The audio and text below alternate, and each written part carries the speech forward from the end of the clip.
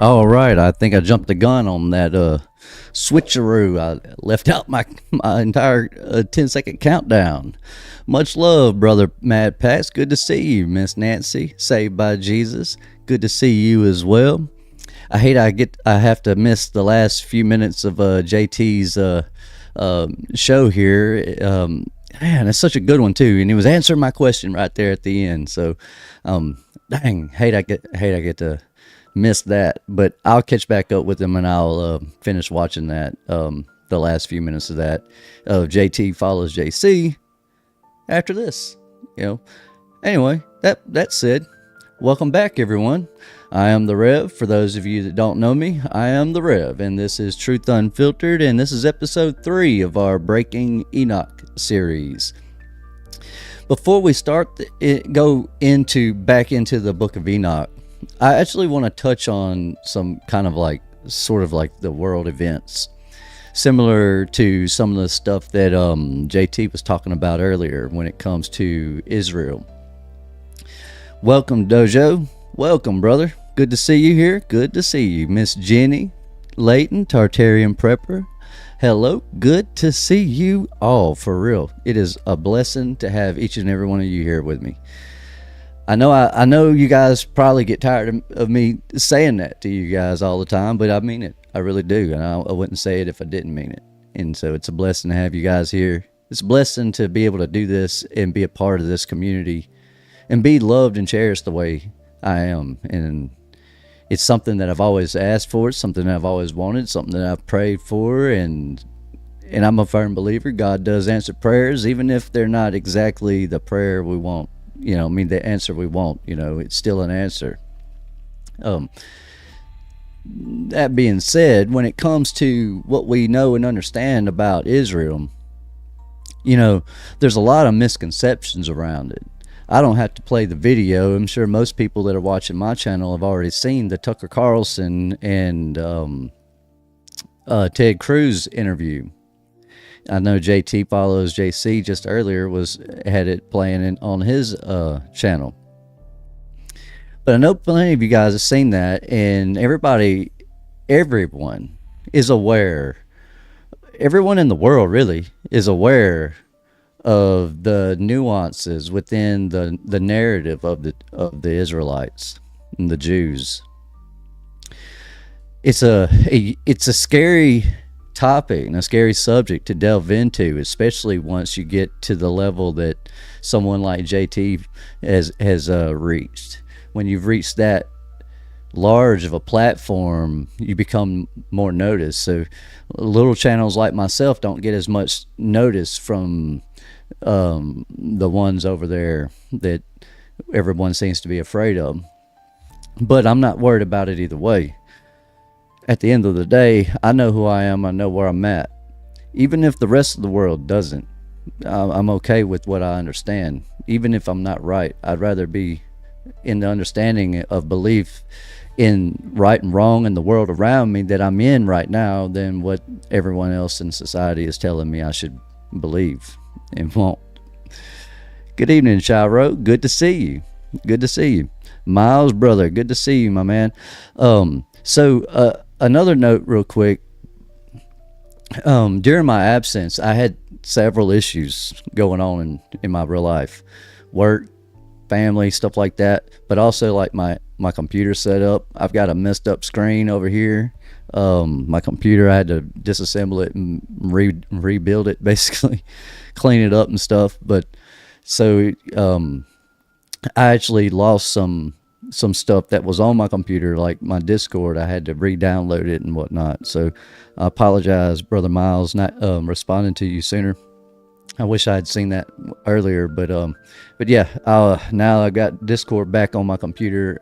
I can check it and I can access that. So that being said, that's another way to get in touch with me for those of you that would like to talk to me or anyone within this community that's a part of it, and join the Discord by all means. But anyways, moving on. I know we have a lot of people that watch me that are currently watching JT. So I I don't expect to have everyone in here right now, but I do expect that at some point people will start showing up. For those of you that might be concerned about the viewer count, don't worry about that. It's something I don't worry about, and so I don't want you to worry about it. All right, moving on. I wanted to show you guys some stuff here. Okay, see, I was watching JT. Not just the Jews or the Israelites. We're going to talk about several people here. Right here in Genesis, Genesis 10, chapter 2, or verse 2, it's talking about Japheth.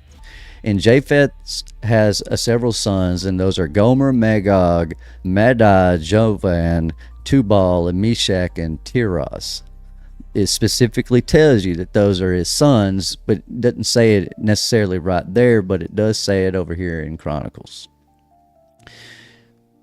When it comes to the descendants, that doesn't mean you're a son of anyone, of that dude or whatever. You're just somebody who exists within that line. He could be 18 generations down the line and still be related to somebody.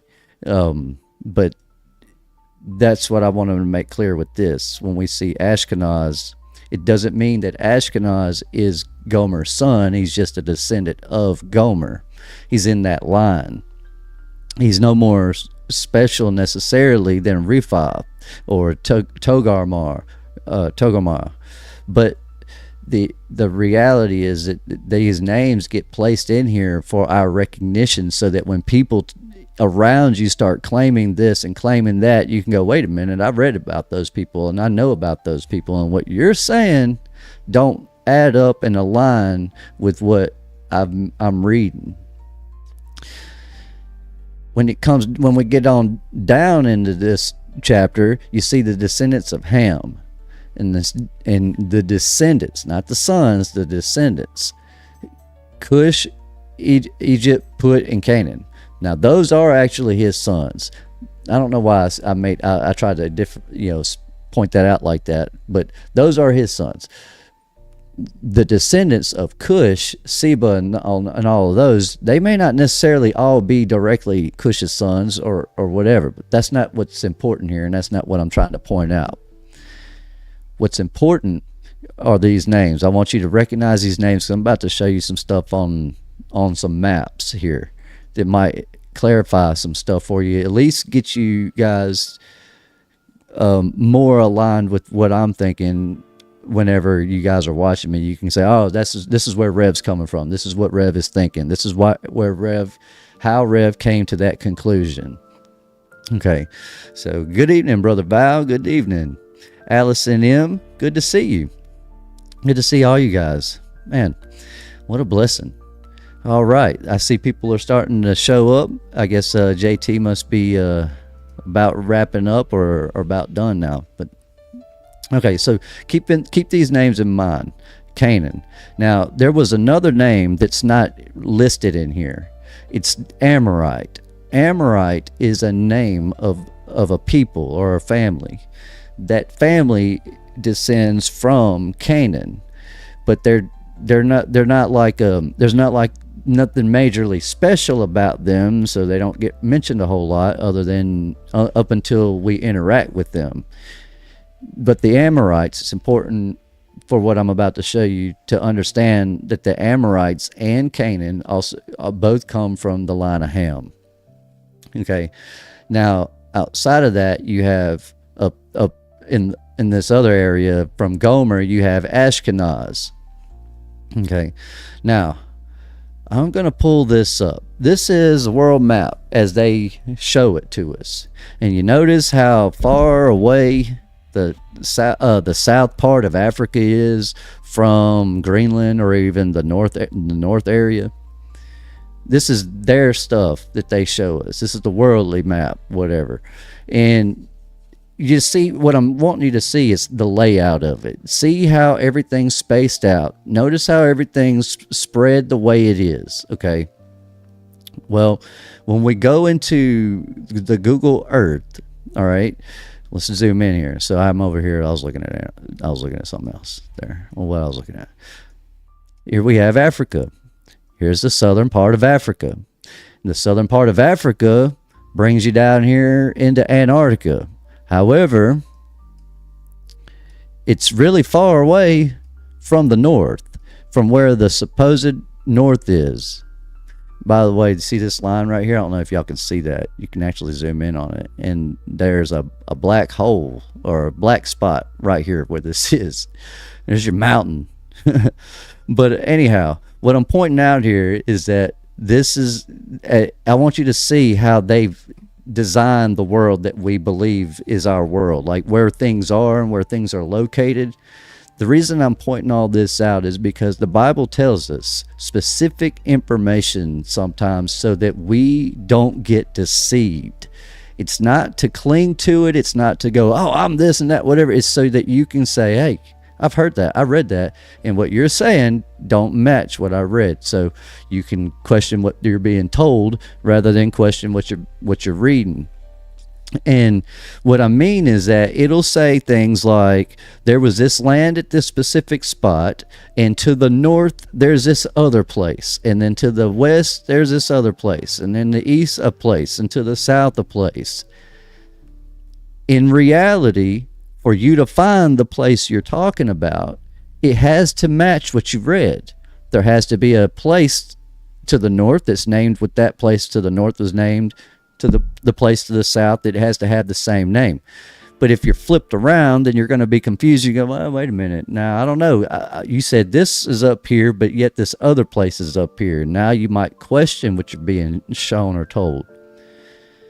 Reason I'm breaking that down like that and explaining that. Here, let me turn this down. Oh, this is so loud. All right.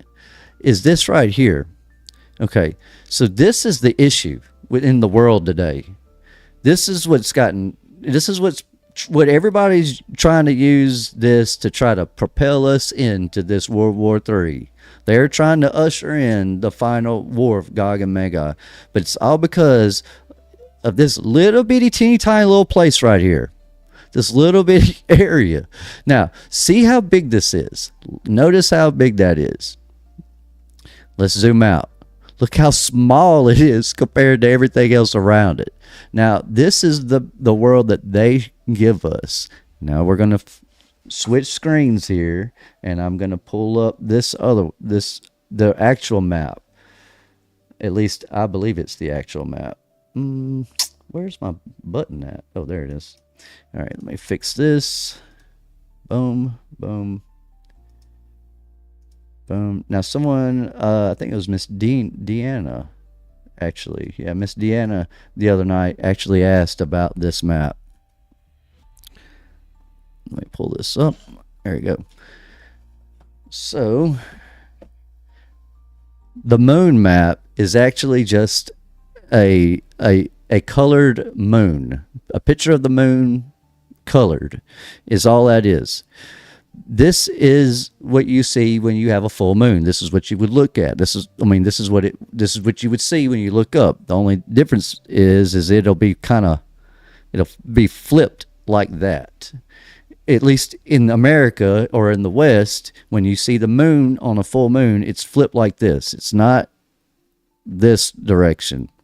Now, it may be this direction depending on what part of the world you live in, but at least right here in the West, and the most of us that watch me, our moon, when we look at it as a full moon, it's flipped like this. Okay, now I'm explaining that because for some reason I couldn't flip it over here.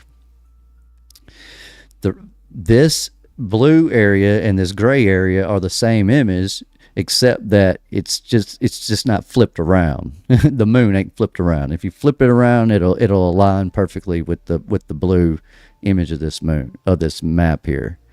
Now, I showed you those side by side, and I'm gonna pull this back up. Now, remember when we were looking at this over here, it showed how I'm showing you the distance between the South Africa and the north. Like if this is the north up here, I mean, we're as far away from it almost as possible as we could be. I mean, we're almost as far away down here in South Africa from the north as South America is. But now, look at this. This is the north. This is Greenland right here. Let me get my pen over here. There's Greenland. Let me make that smaller. There's Greenland. We'll zoom out. Here's South Africa. Actually, let me do it that way. South Africa. Now what I'm saying is, now you see how close it is. It's not nearly as far away as we're told. And the reason I'm pointing that out like that is because of this. The world is divided. Was once this whole area, this whole thing was like this. 4 big land masses, and in the middle a giant tree with a bunch of big trees going around the world. This was before the flood world. That's why there's no maps of that world, and if there are any maps, it's those Hebrew maps that you see that show the 4 quarters of the earth. It's not showing you what you're not, when you see those maps of the 4 quarters of the earth with the Tigris and Euphrates River and all that, you're not seeing what you're not seeing just a little area of the world right here. I mean, that's not what you're seeing. When you look at those maps, those Hebrew maps that show the 4 quarters and then the 4 rivers that run through it, you're seeing, this is what you're seeing. The entire world, as far as what we can see and what we dwell in. And I'm saying that for that way because we don't know what's out here. There is land out there. We just can't access that. We can't access that because there's a hardened firmament that borders our world. These rings that I've gotten on this map that circle these continents that you know of, North, South America, Asia, China, Australia, Africa, and in Europe, India, those places are all right here. All of them. What we call North and South in East and West isn't always right. Now, I know why this is confusing to some people, because if this is the whole world, your brain is saying, well, then that's the north. It should be in the middle. Well, what I'm trying to also tell you is that just because all of this is what you see doesn't mean that this was all there, that it wasn't all over here at one time. Like, things moved around is what I'm saying. Like, things, like all these lands moved around. They shifted around during the flood. They shifted around after during the tribulation and after the loosening of Satan. A lot of these lands shifted around. So your north that's here now could have been here at one point. But the reason there's a ring around here is because in the center here, where this big black mountain is, we call it Rupus Nigra. This black mountain in the center here, in these 4 little lands. Oh yeah, that's the 4 little lands that you always see. They call it Hyperborea or whatever. This is not the Hebrew map. The Hebrew people didn't. I mean, you can't have the sands of the sea in a little bitty area like this. Just the same as when. Oh, let's go back over here. Just the same as when we're in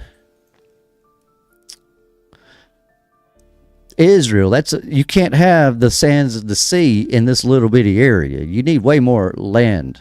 You need way more area to have the sands of the sea. For your people to be the sands of the sea, you would need way more area.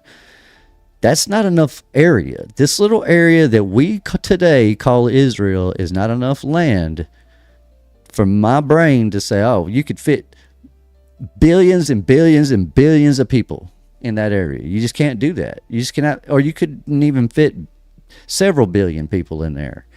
You could have put the world's population in that little bitty area. Is all I'm saying to that. But you don't have what I'm saying is that it's too small. It doesn't make sense. So that's just how my brain is working. It doesn't mean I'm right, and it doesn't mean that it's not the place that it really that we all believe it is or have been told it is. What I'm saying is that that doesn't make sense to me. So it's made me question that. Now that I've questioned that, I'm looking at this other map that I have, and let's see if I can orient this properly. So where is that? Let me make sure I'm looking at this right. The Black Sea, Mediterranean. All right. Okay. Yep. So Israel on this map, on this moon map, is right here. I'm gonna zoom out. Remember, what I was telling you guys just a moment ago, to remember the names Canaan and Amorite, and how they both come from the line of Ham. Well, when Noah divided the lands for everyone, it was north, middle, and south. Well, the north would be like this. This area right here would all be the north. Then you would have this area, and all that would be the middle, and then all the area on the outside would be the south. Okay. Well, that puts this area, that puts this part of Africa in the south, and it puts this part of the Americas in the south. North America and South America are in the south, according to that. Now, how precise those rings would have been when they decided all that, we don't know. But more importantly, none of these lands are exactly where they've always been. Some of them have moved around. But the interesting thing is, Amorite in America, Canaan in Canada. It's really similar. You got Canada, Amorite area, which could become the America. Could be. This is speculation on that part. But what I'm saying is that what I believe to be the land of Canaan is this area here that we call North America. The people of Canaan were a people that came from the line of Ham. They were giant people, really big people. The Israelites, through David in them, took over the land of Canaan. After Moses and Joshua and Aaron and all the Israelites left Egypt, they wandered around for 40 years, and then after Moses died and Joshua died, Joshua delivered them. So once Moses died, then they ended up going into the land of Canaan. And I believe that Canaan would be the North American area. Canada, United States, but Canada is where that comes from. Canaan, Canada.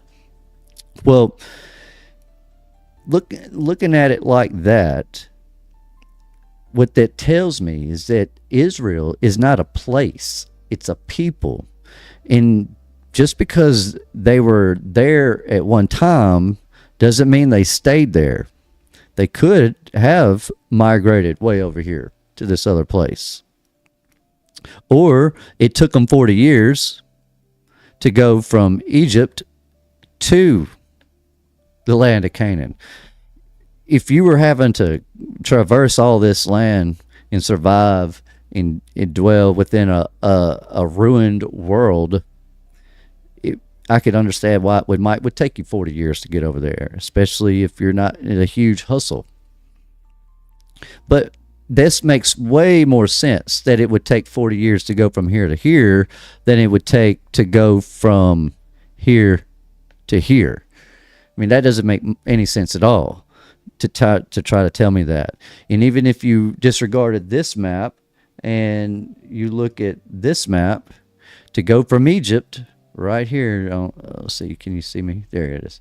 To go from Egypt right here to Israel. I mean, there's no way this takes 40 years. That would be ridiculous. But them going from here, crossing all of this, and then coming down into this area, that makes way more sense. Now, what the issue with what I'm telling you is that this has nothing to do with who we are today. This is just who the people of the Bible are. This is their paths, their routes, their walk through history. This isn't ours.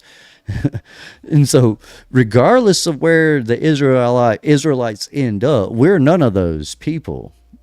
Not realistically. Maybe on a genetic level, we're related to them in some way, but we're not them.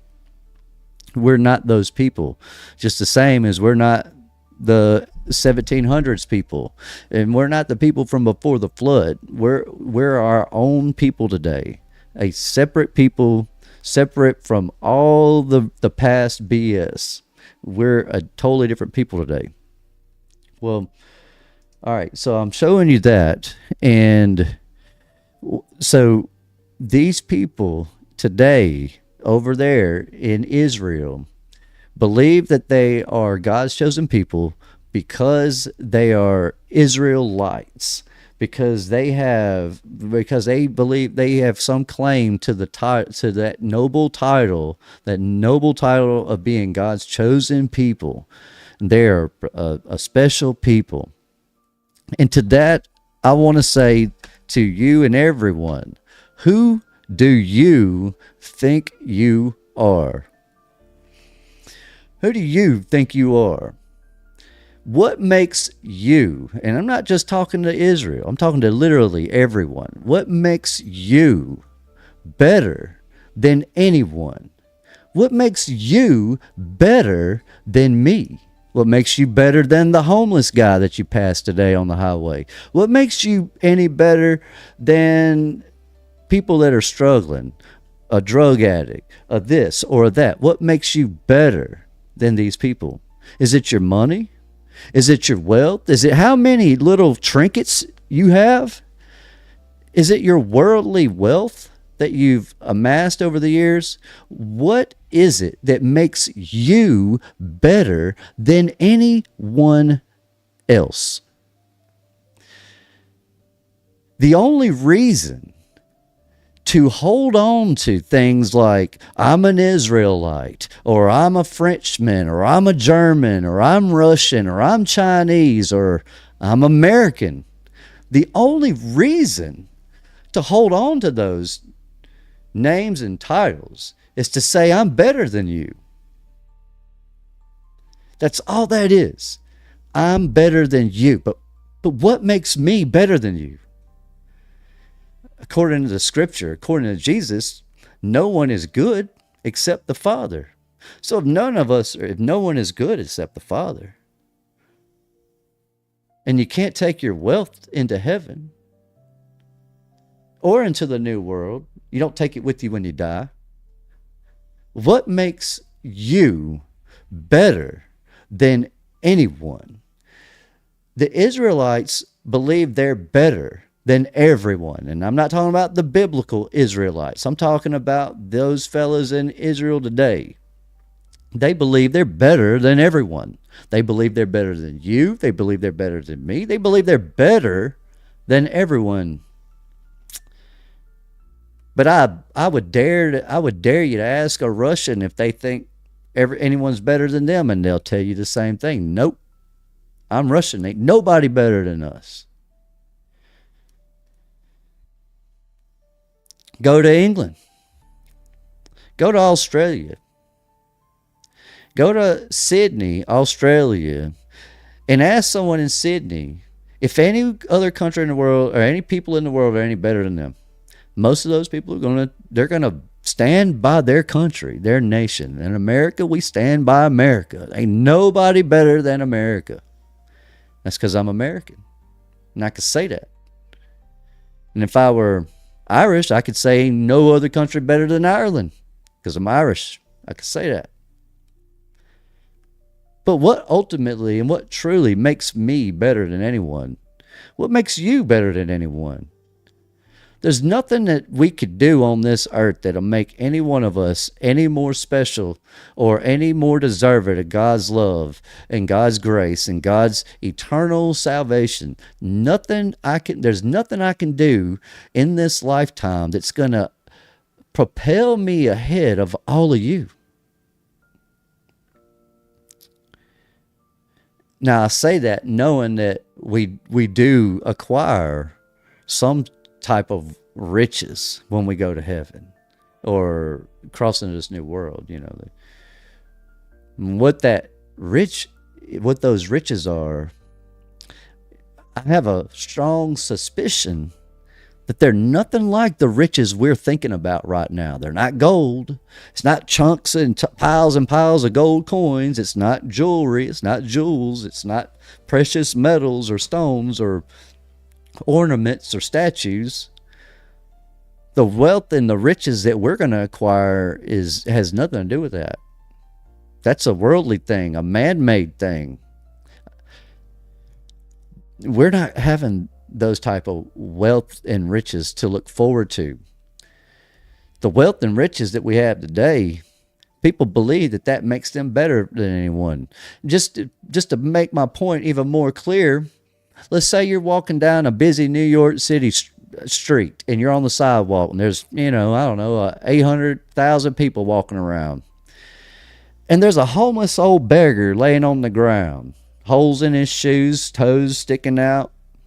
And then you have this doctor who's been a well-known, world-renowned surgeon or doctor. He's been that guy for the last 40 years. He walks past the homeless man. And if you were to be able to pry into that doctor's mind, he thinks he's better than that homeless man. And I know it's possible the doctor don't feel that way, but I tell you who does.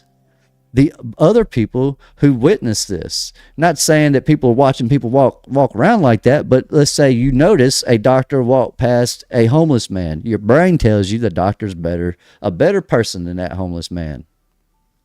But why? Why is he better?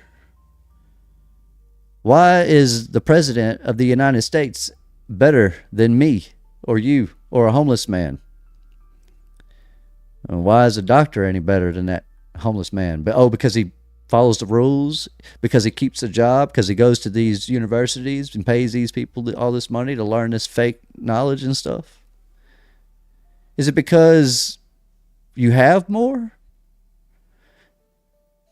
See, in the Christian community, a lot of people will try to say that because you have a lot, that's because you have a lot. If you have a lot, it's because God loves you and God blesses you because you're serving the Lord. You serve the Lord, He's going to reward you with riches.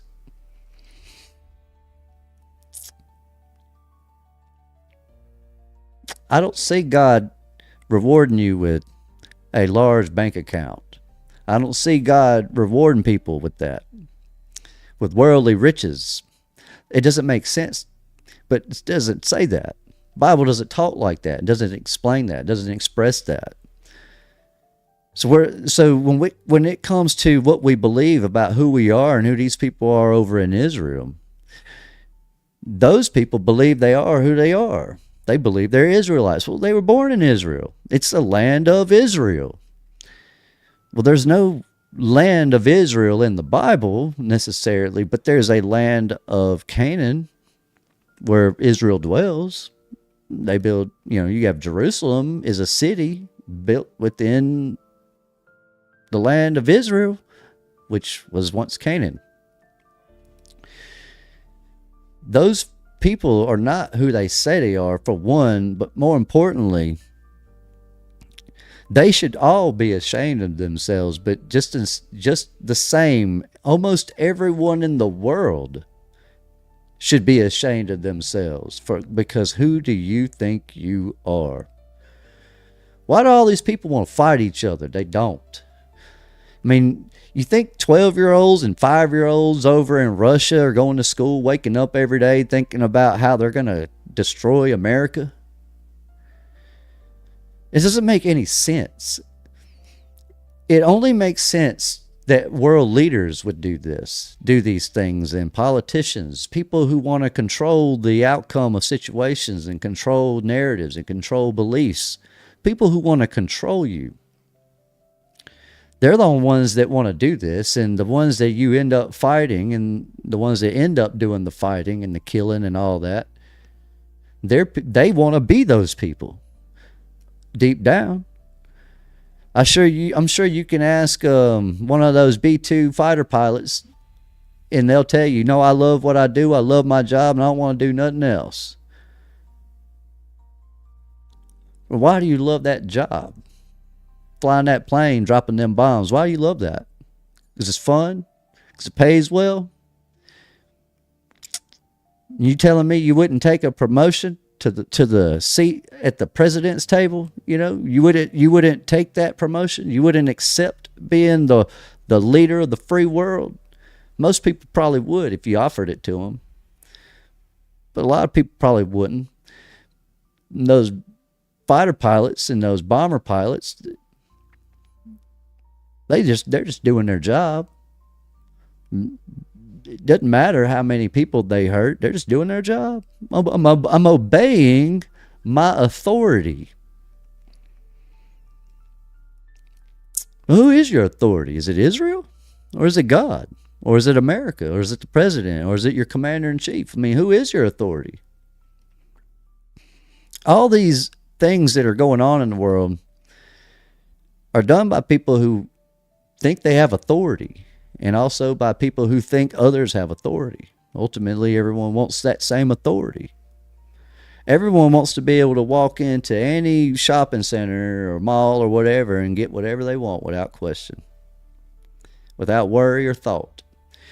Everybody wants to be able to go to their refrigerator and eat and grab something to eat without having to go slaughter an animal or farm or till a garden. At the end of the day, everybody wants comfort, wants life to be easy. And if you reset the world and you started this all over again, and it's just me and a few handful of folks, yeah, it's going to be tough for a little while, but we're going to try our best to make it easy on ourselves. Why spend 12 hours in the garden when you can spend 3 and do other things? Well, you can only spend 3 if you build tools or make certain tools or make life easier in some way. You've got to build. Your society has to grow. Yeah, I'm not looking for that either, Brother Dojo. But the thing is, we're all thinking about this stuff as if there's some relevancy in any of it. And there's not. There's no relevancy or justification for any murder, any war, any killing of anyone. There's no justification for it. Not today. We're all supposed to be the children of God. We're all supposed to be saved by grace if we choose. And if we were all saved by grace, we're all sons and daughters of God. If we're all children of God, then what would be the need or the reason to go take anything from anyone and kill anyone and take their land away and control them and push them around? There'd be no need for that.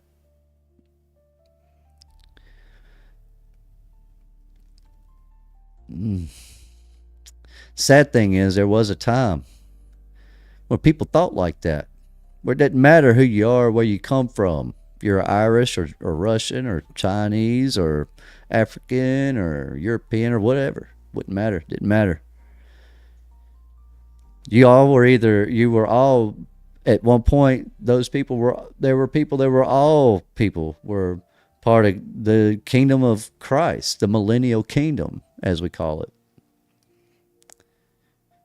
Even the ones that didn't deserve to be there necessarily.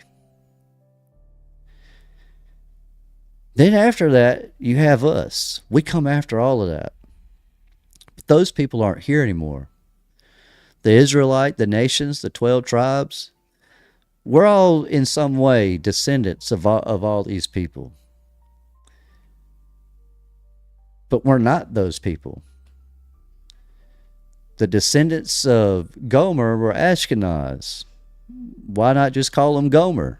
I mean, they're all descendants of Gomer, right? Why not call them Ashkenaz? It's because to be Gomer, you have to be a certain way. Not just a certain person, a certain way. If you're Gomer and you're a certain way and you have a descendant that doesn't like your way, chooses another way, becomes Ashkenaz. Same thing that happens with the Israelites, with the line of Shem, they're Abraham and Isaac. These sons, these 12 sons and so on, they have children who have children who have children, the descendants of Israel. They're all Israelites. Which one is Judah? Which one is Reuben? Which one is this and which one is that? How can you know?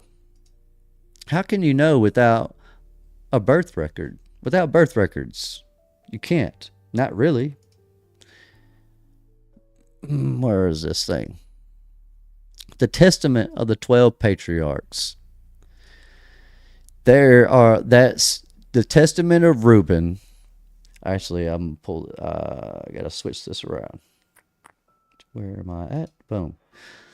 The Testament of the 12 Patriarchs. You have the Testament of Reuben, Simeon, Levi, Judah, Issachar, Zebulun, Dan, Naphtali, Gad, Asher, Joseph, and Benjamin. These are the 12 tribes of Israel. But notice that there's a few names that aren't in here, like Ephraim. Ephraim's not in here. He's not listed as one of the 12 patriarchs. But that's who Joshua came from. Ephraim gets exiled and then brought back in, and they get to be made as one stick with Judah. They're the same as Judah. So regardless of your race, if you're Judah or whether you're from Ephraim, even if what I'm saying is that they could be literally two different races, a black and a white perhaps, and now they're considered the same. So what we're reading about, and what I'm about to read to you, is what is them. This is who the Jews are, these people. These are apocryphal books that were in the Bible a while back, but they've been taken out. The reason they've been taken out is all 12 of these books talk about Jesus. It's the most amazing thing I ever seen. Let's see if I can make this bigger. All right. I don't know why that does that. All right. So this is the Testament of Judah. Now I know this is the Enoch series, and we're getting into that, but this is something I needed to go over. The Testament of Judah. Judah, the fourth son of Jacob and Leah. He is the giant, athlete, warrior. He recounts heroic deeds. He runs so fast that he can outstrip a hind. Now, for the record, does this line, or right here, do these two sentences or three sentences, do they portray what you're like? If I said, hey, does this match today's Israel people? Does this match them? Do they align with this? They don't look like giant athletes to me. But, they could be. It's doubtful. Could be. The copy of the words of Judah. What things he spoke to his sons before he died. They gathered themselves together, therefore, and came to him. And he said to them, hearken, my children, to Judah, my father. Now, if Judah was your great-great-grandfather and you were alive at that time, or your great-grandfather, your grandfather, that would still apply to you. You would still say that Judah is your father.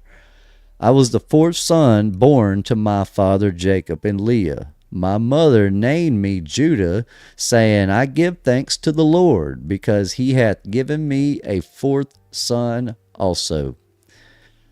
I was swift in my youth and obedient to my father in everything. And I honored my mother and my mother's sister.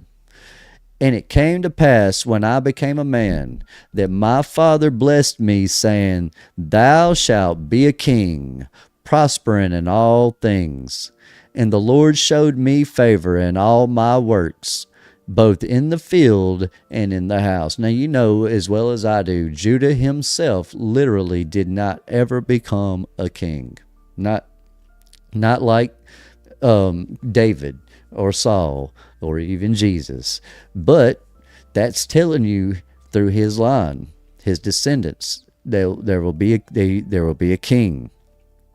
And the Lord showed me favor in all my works, both in the field and in the house. I know that I raced a hind, and I caught it, and prepared the meat for my father, and he did eat. And the roses I used to master in the chase and overtake all that was in the plains. A wild mare I overtook, and I caught it, and I tamed it. I slew a lion, and I plucked a kid out of its mouth. I took a bear by its paw, and I hurled it down a cliff, and it was crushed. I outran the wild boar, and seizing it, I tore it in sunder. A leopard in Hebron leapt upon my dog, and I caught it by the tail, and I hurled it on rocks, and it was broken in twain. I found a wild ox feeding in the fields, and seizing it by the horns, and whirling it around and stunning it, I cast it from me and slew it. And when the 2 kings of the Canaanites came sheathed in armor against our flock, and much people with them, single-handed I rushed upon the king of Hazor, and smote him on the greaves, and dragged him down, and I did slew him. And the other king of Tapua, as he sat upon his horse, I slew, and I scattered all his people. Acre, the king, a man of giant stature, I found hurling javelins before and behind as he sat on horseback, and I took up a stone of 60 pounds weight, and hurled it. It smote his horse and killed it. And I fought with this for 2 hours. And I clave his shield in twain, and I chopped off his feet and killed him. And as I was stripping off his breastplate, behold, 9 men and his companions began to fight with me. And I wound my garment on my hand, and I slung stones at them, and killed 4 of them, and the rest fled. And Jacob, my father, slew Besaloth, king of all the kings, and a giant in strength, 12 cubits high. Man, that was a big fella. It's interesting. We're taught that a cubit is like a foot or so, like a square, like a cube foot, but it's the standard measurement of a man. That's what a cubit is. And if the standard measurement of a man on average is about 6 feet, that's 12 times 6. That's what you have. You don't have a giant that's 12 feet tall. You have a giant that's almost 200 feet tall. And fear fell upon them, and they ceased warring against us.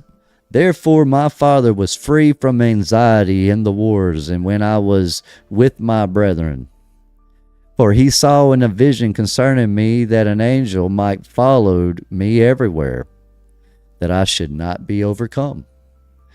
And in the south there came upon us a great war, that in Shittim I joined in battle array with my brethren, and pursued 1,000 men, and slew of them 200 men and 4 kings.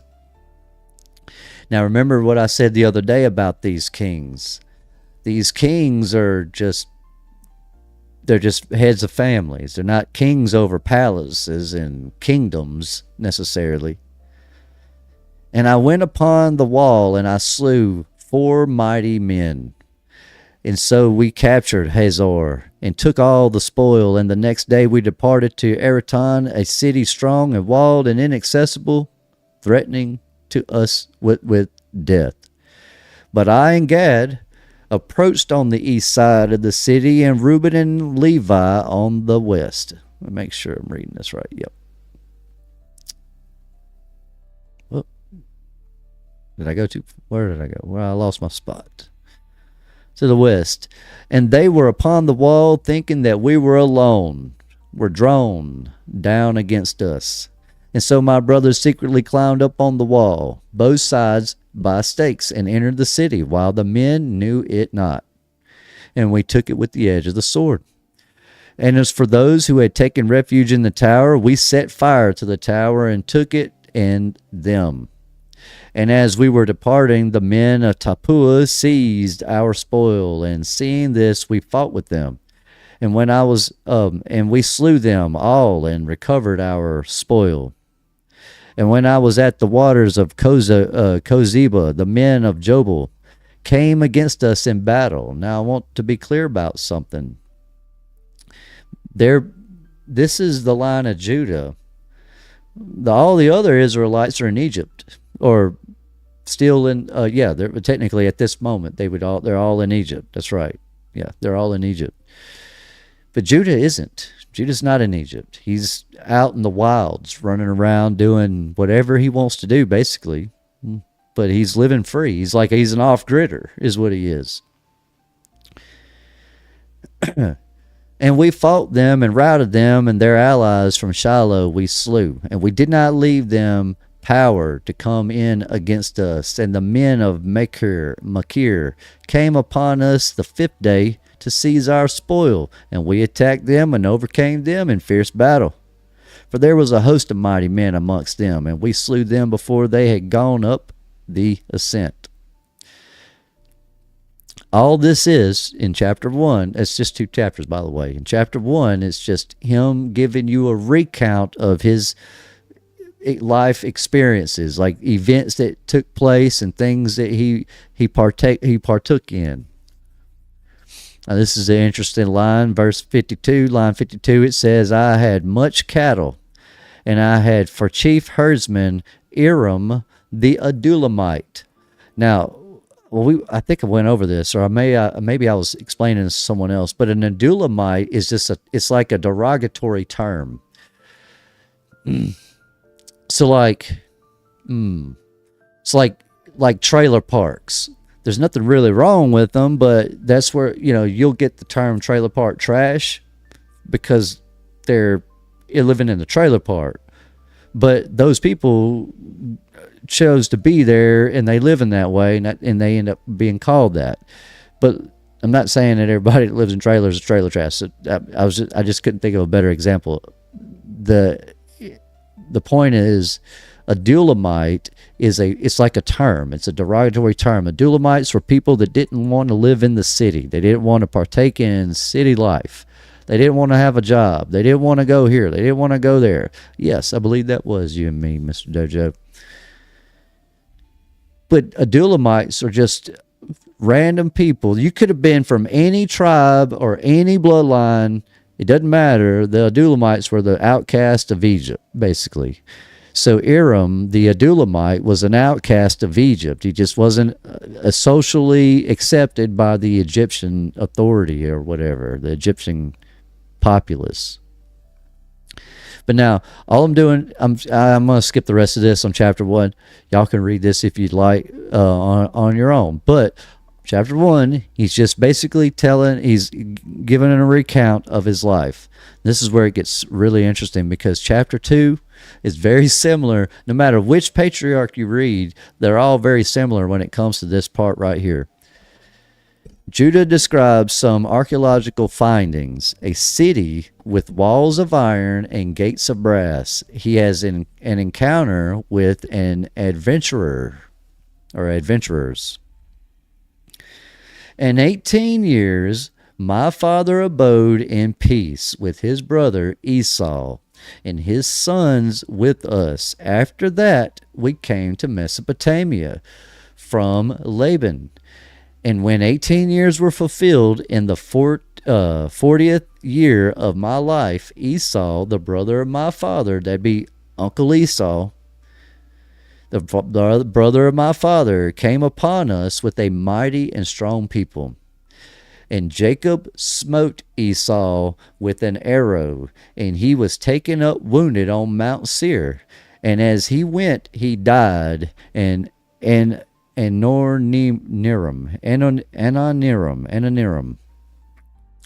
And he pursued after the sons of Esau. Now they had a city with walls of iron and gates of brass, and we could not enter into it. And we encamped around and besieged it. And when they opened not to us in 20 days, I set up a ladder in the sight of all, and with my shield upon my head I went up, sustaining the assault of stones upwards of 3 talents weight. And I slew 4 of their mighty men, and Reuben and Gad slew 6 others. Then they asked us terms of peace. They had enough. They see they were getting breached. Well, of course they asked for terms of peace. Judah and his people were about to kill every one of them. Having taken counsel with our father, we received them as tributaries. Okay, what is a tributary? A tributary is simply a little bitty river that's attached to a really big river. It's attached to the main river. It said, so what it's literally telling you is that they took these sons of Esau and made them and received them as tributaries. In other words, these people from Esau's line, they allowed them to blend in and mix in with their line. That's what that means. And they gave us, I wanted to say that and make that point extremely clear for the black and white people who want to say, no, they're this race, no, they're that race, no, they're black, no, they're white, we don't know, who knows. But to those that love those racial arguments, what I'm pointing out here is that none of these people have the same mother. And none of them not all of them. Not all of them have the same mothers, and not all those mothers come from the same lines. Regardless of who their fathers come from, their mothers come from different lines sometimes, and in this case it's just telling you that that's 2 different people that are now basically going to be one.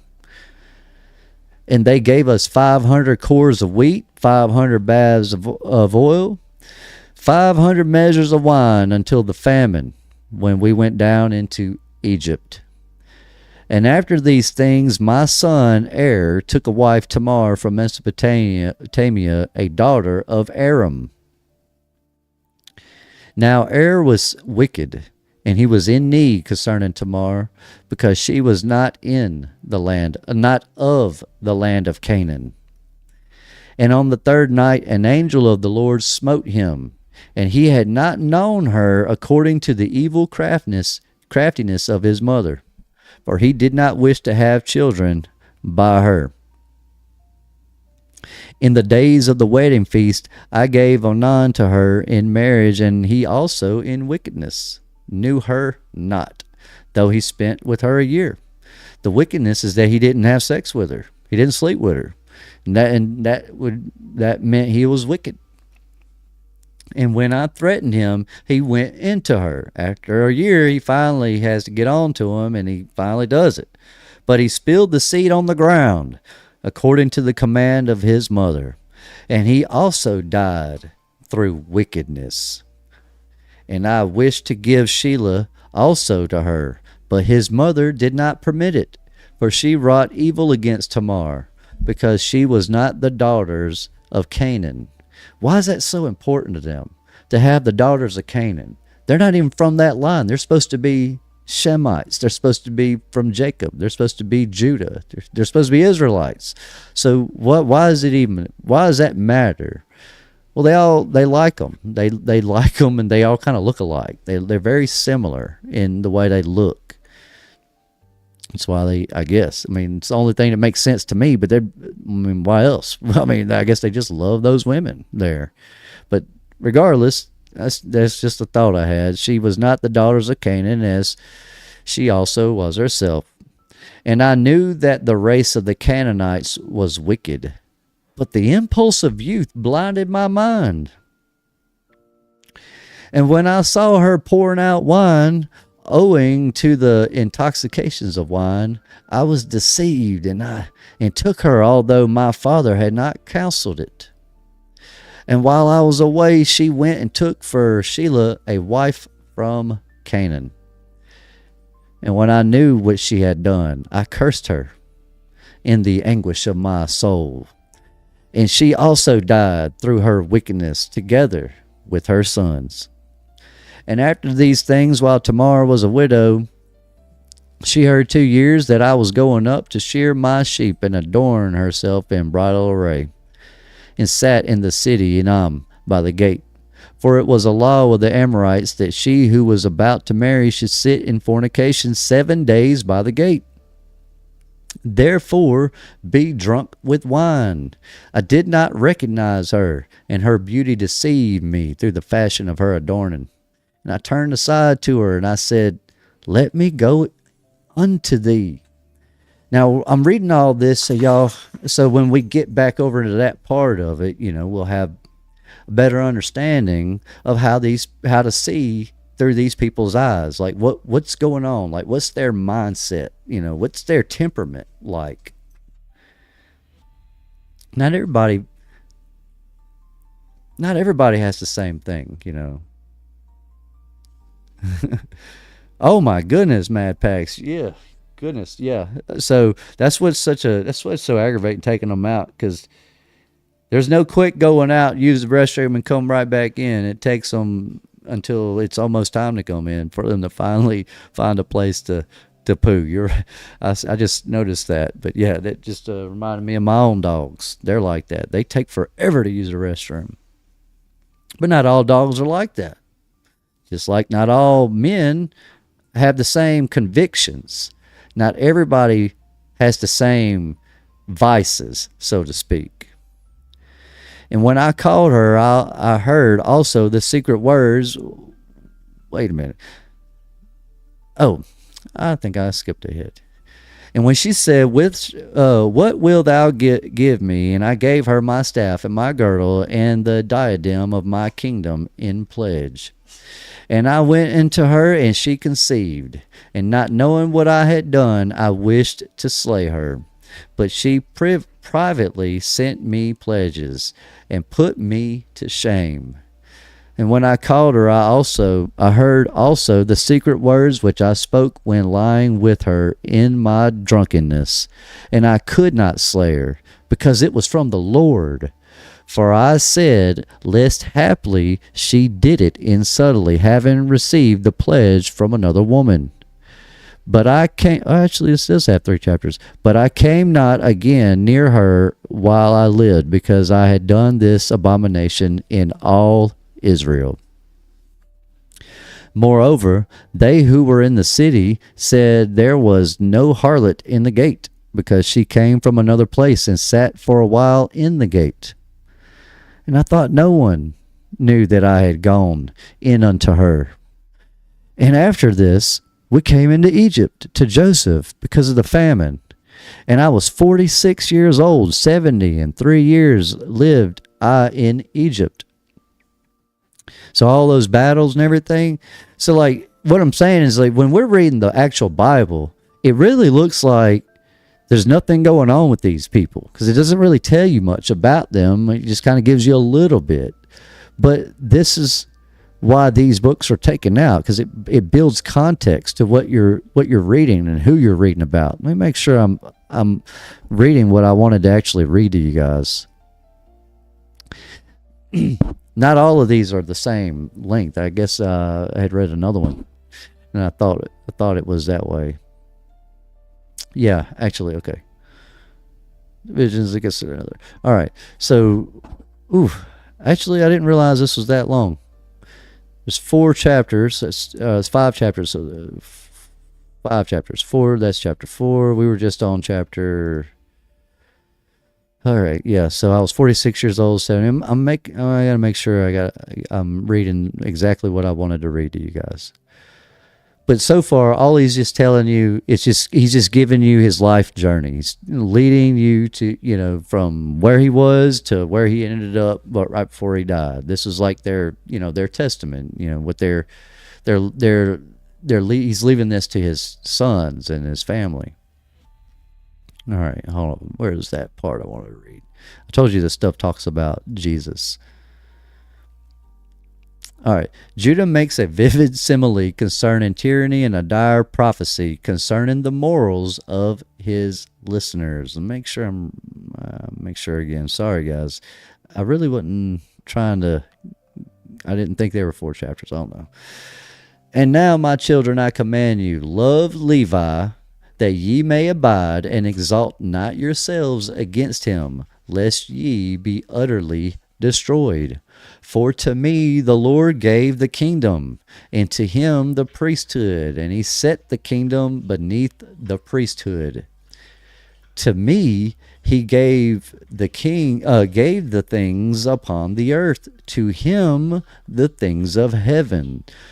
So Judah's over worldly things, and Levi's over the spiritual things. That's why he's a priest. As the heaven is higher than the earth, so is the priesthood of God higher than the earthly kingdom, unless it falls away through sin from the Lord and is dominated by the earthly kingdom. For the angel of the Lord said to me, the Lord chose him rather than thee to draw near to him and to eat of his table and to offer him the first fruits of the choice things of the sons of Israel. But thou shalt be a king of Jacob, and thou shalt be amongst them as the sea.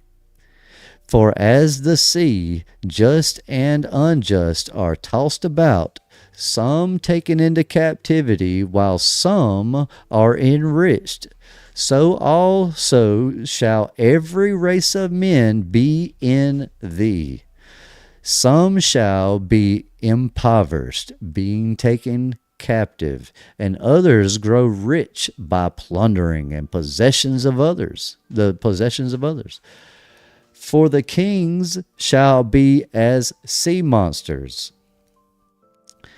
That's where they start going into that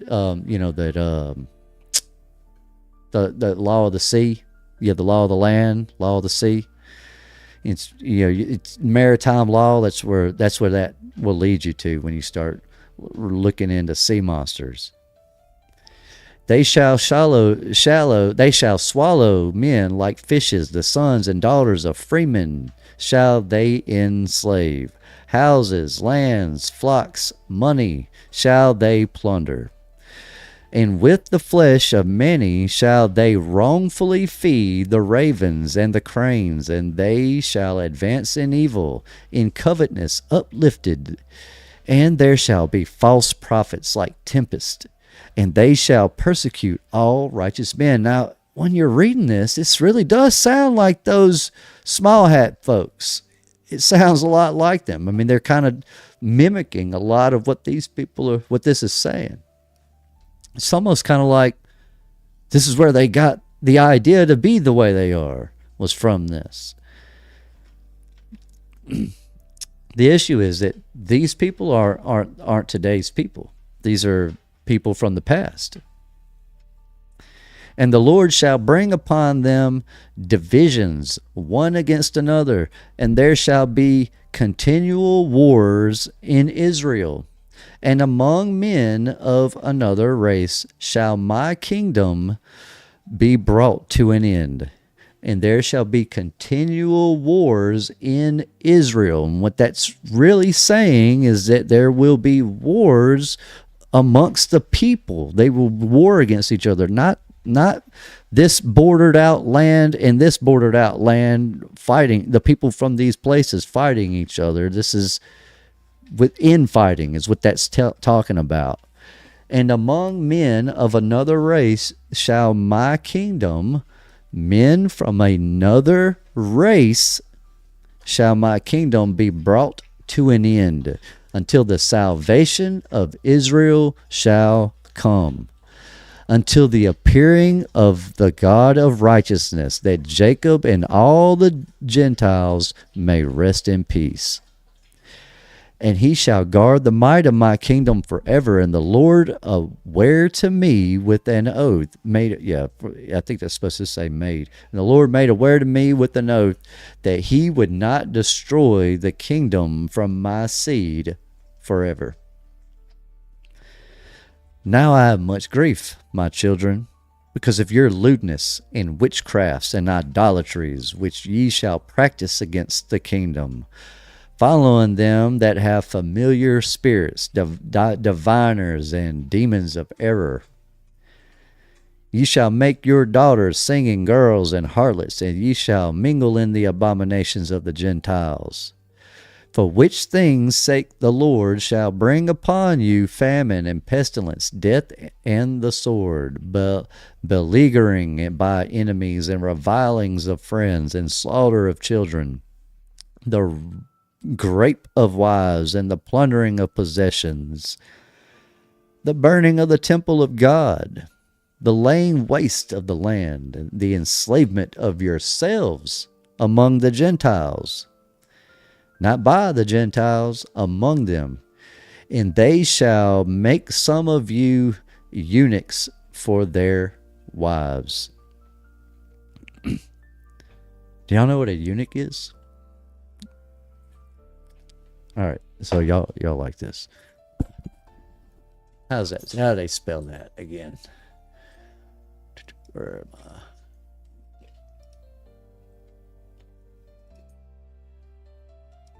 There we go. Where was it?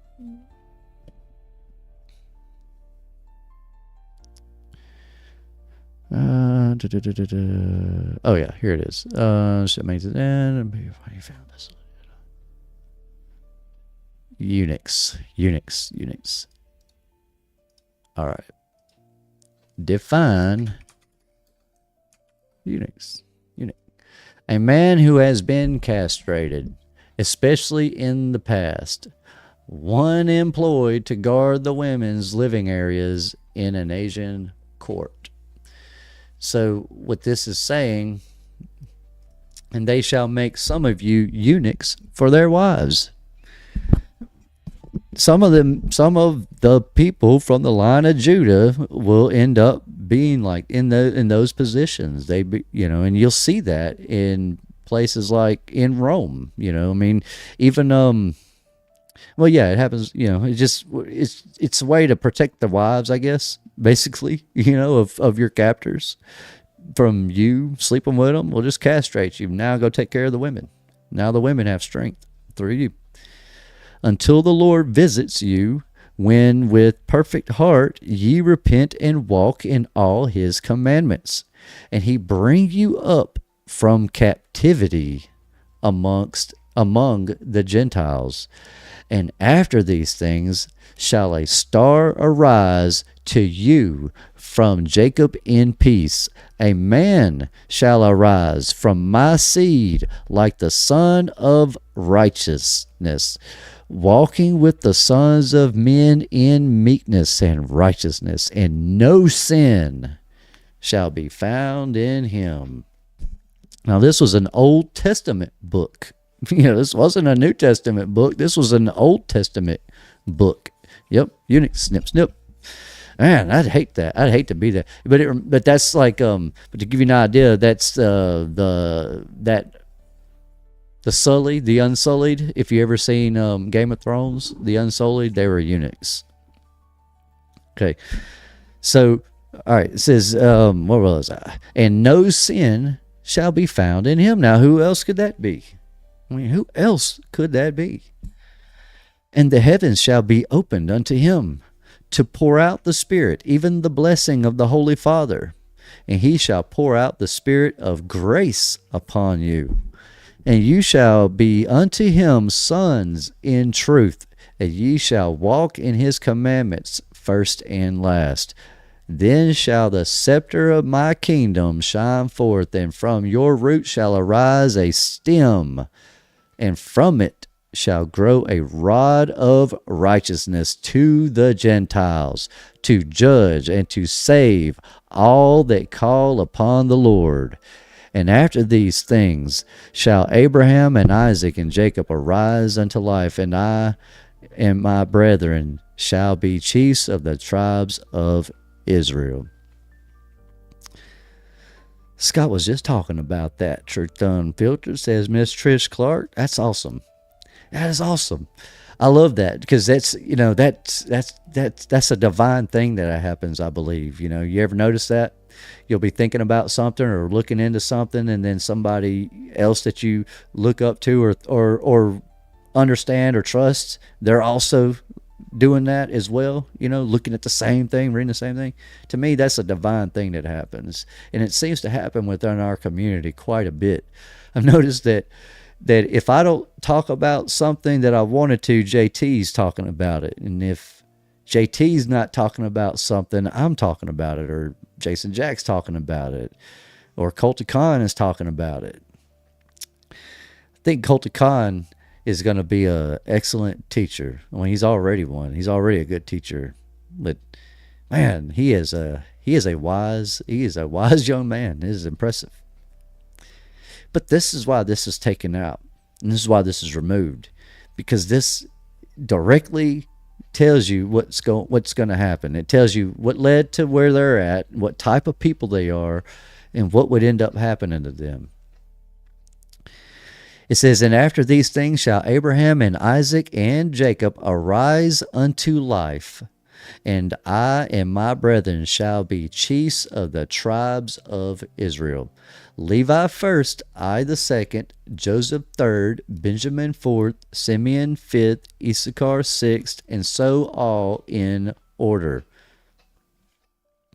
They will arise unto life. He's saying they'll come back to life. Now, how does that happen? Interesting. And the Lord blessed Levi and the angel of the presence, me, the powers of glory, Simeon, the heaven, Reuben, the earth, Issachar, the sea, Zebulun, the mountains, Joseph, the tabernacle, Benjamin, the luminaries, Dan, Eden, Naphtali, the sun, Gad, the moon, Asher. And ye shall be the people of the Lord. Yeah, and ye shall be the people of the Lord, and have one tongue, and there shall be there no spirit of deceit of Beliar, for he shall be cast into the fire forever. It's interesting how it was translated as Beliar, when I think it was just simply the liar. And they who have died in grief shall arise in joy, and they who were poor for the Lord's sake shall be made rich, and they who are put to death for the Lord's sake shall awake to life. And the hearts of Jacob shall run in joyfulness, and back up. It says, who are put to death for the Lord's sake shall awake to life. So they who are put to death, that's your tribulation people, your martyred Christians. That's who that's talking about. And the hearts of Jacob shall run in joyfulness, and the eagles of Israel shall fly in gladness, and all the people shall glorify the Lord forever. Observe, therefore, my children, all the law of the Lord, and for there is hope for all them who hold fast unto his ways.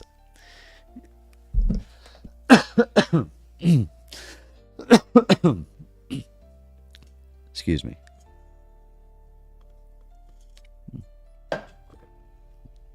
And he said to them, behold, I die before your eyes, and this day 119 years old.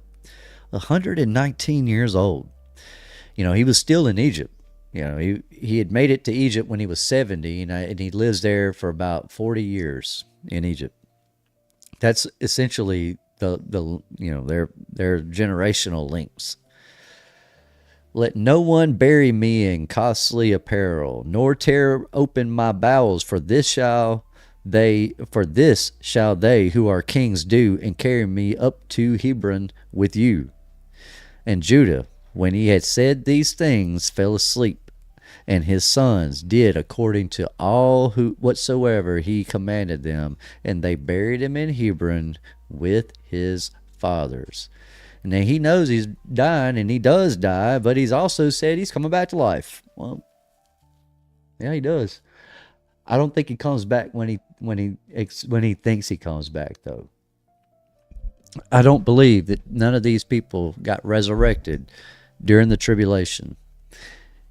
So he was right. He's right that there will be a resurrection of people.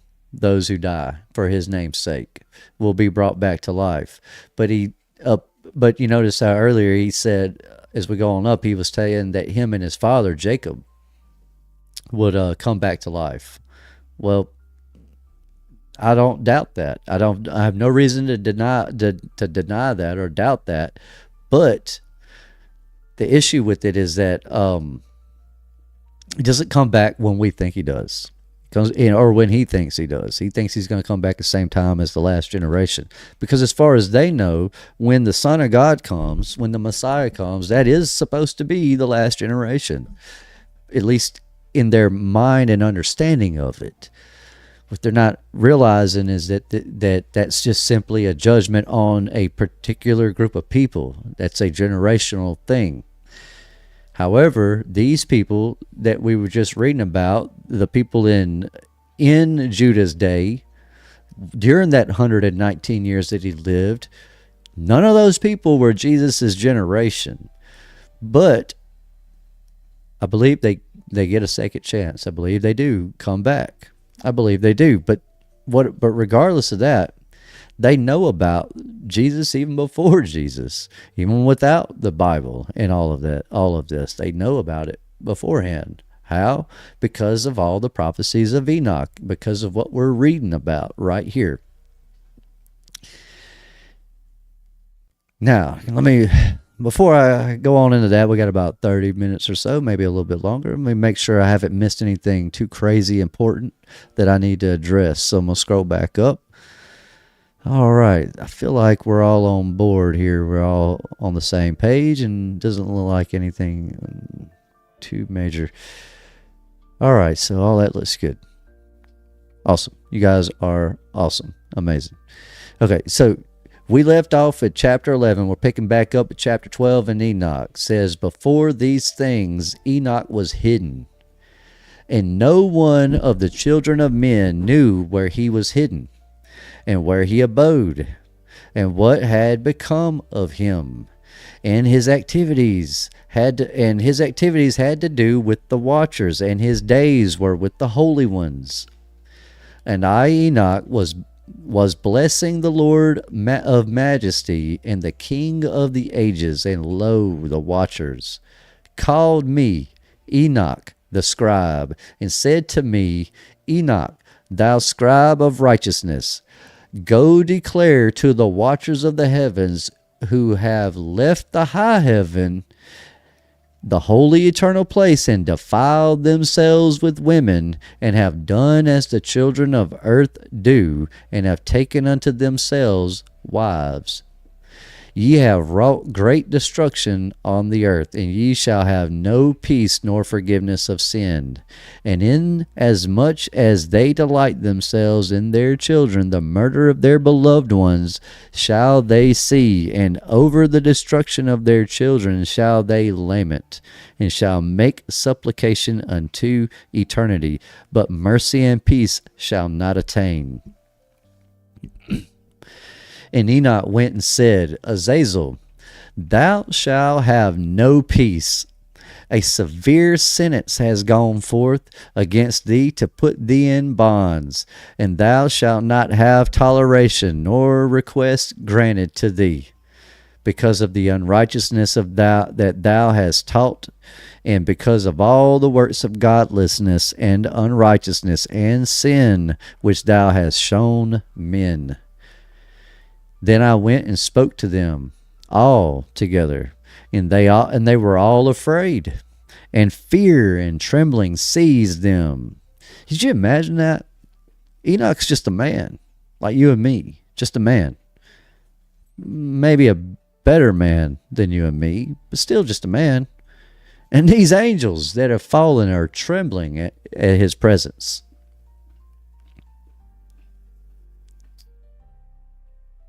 They were all afraid, and fear and trembling seized them.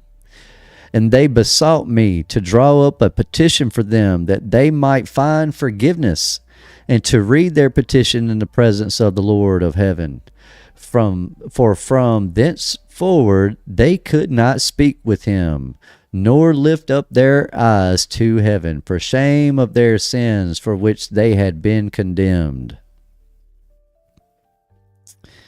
Can you imagine how embarrassing that would be for the fallen angels?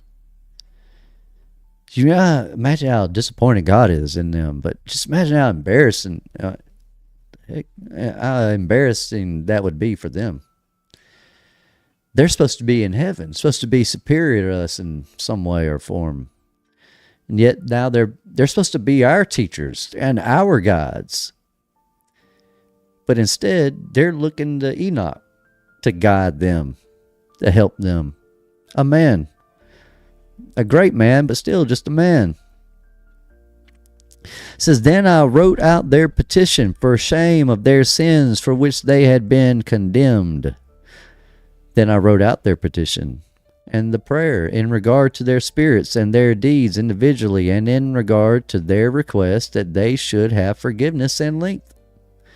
And I went off and sat down at the waters of Dan, in the land of Dan, to the south of the west of Hermon.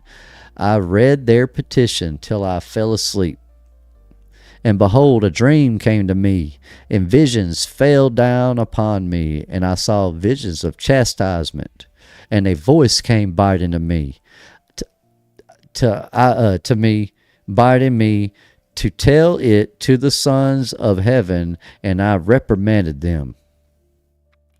And when I awaked, I came unto them, and they were all sitting, gathered together, weeping, in Abalzio, I don't know how to say that, which is between Lebanon and Sennacer, with their faces covered. And I recounted before them all the visions which I had seen in sleep. And I began to speak the words of righteousness, and to reprimand the heavenly watchers. Imagine you're supposed to be a divine being, and you're getting reprimanded by this man. I mean, that'd be embarrassing. The book of the words of the righteousness, and of the reprimand of the eternal watchers, in accordance with the command of the Holy Great One in that vision.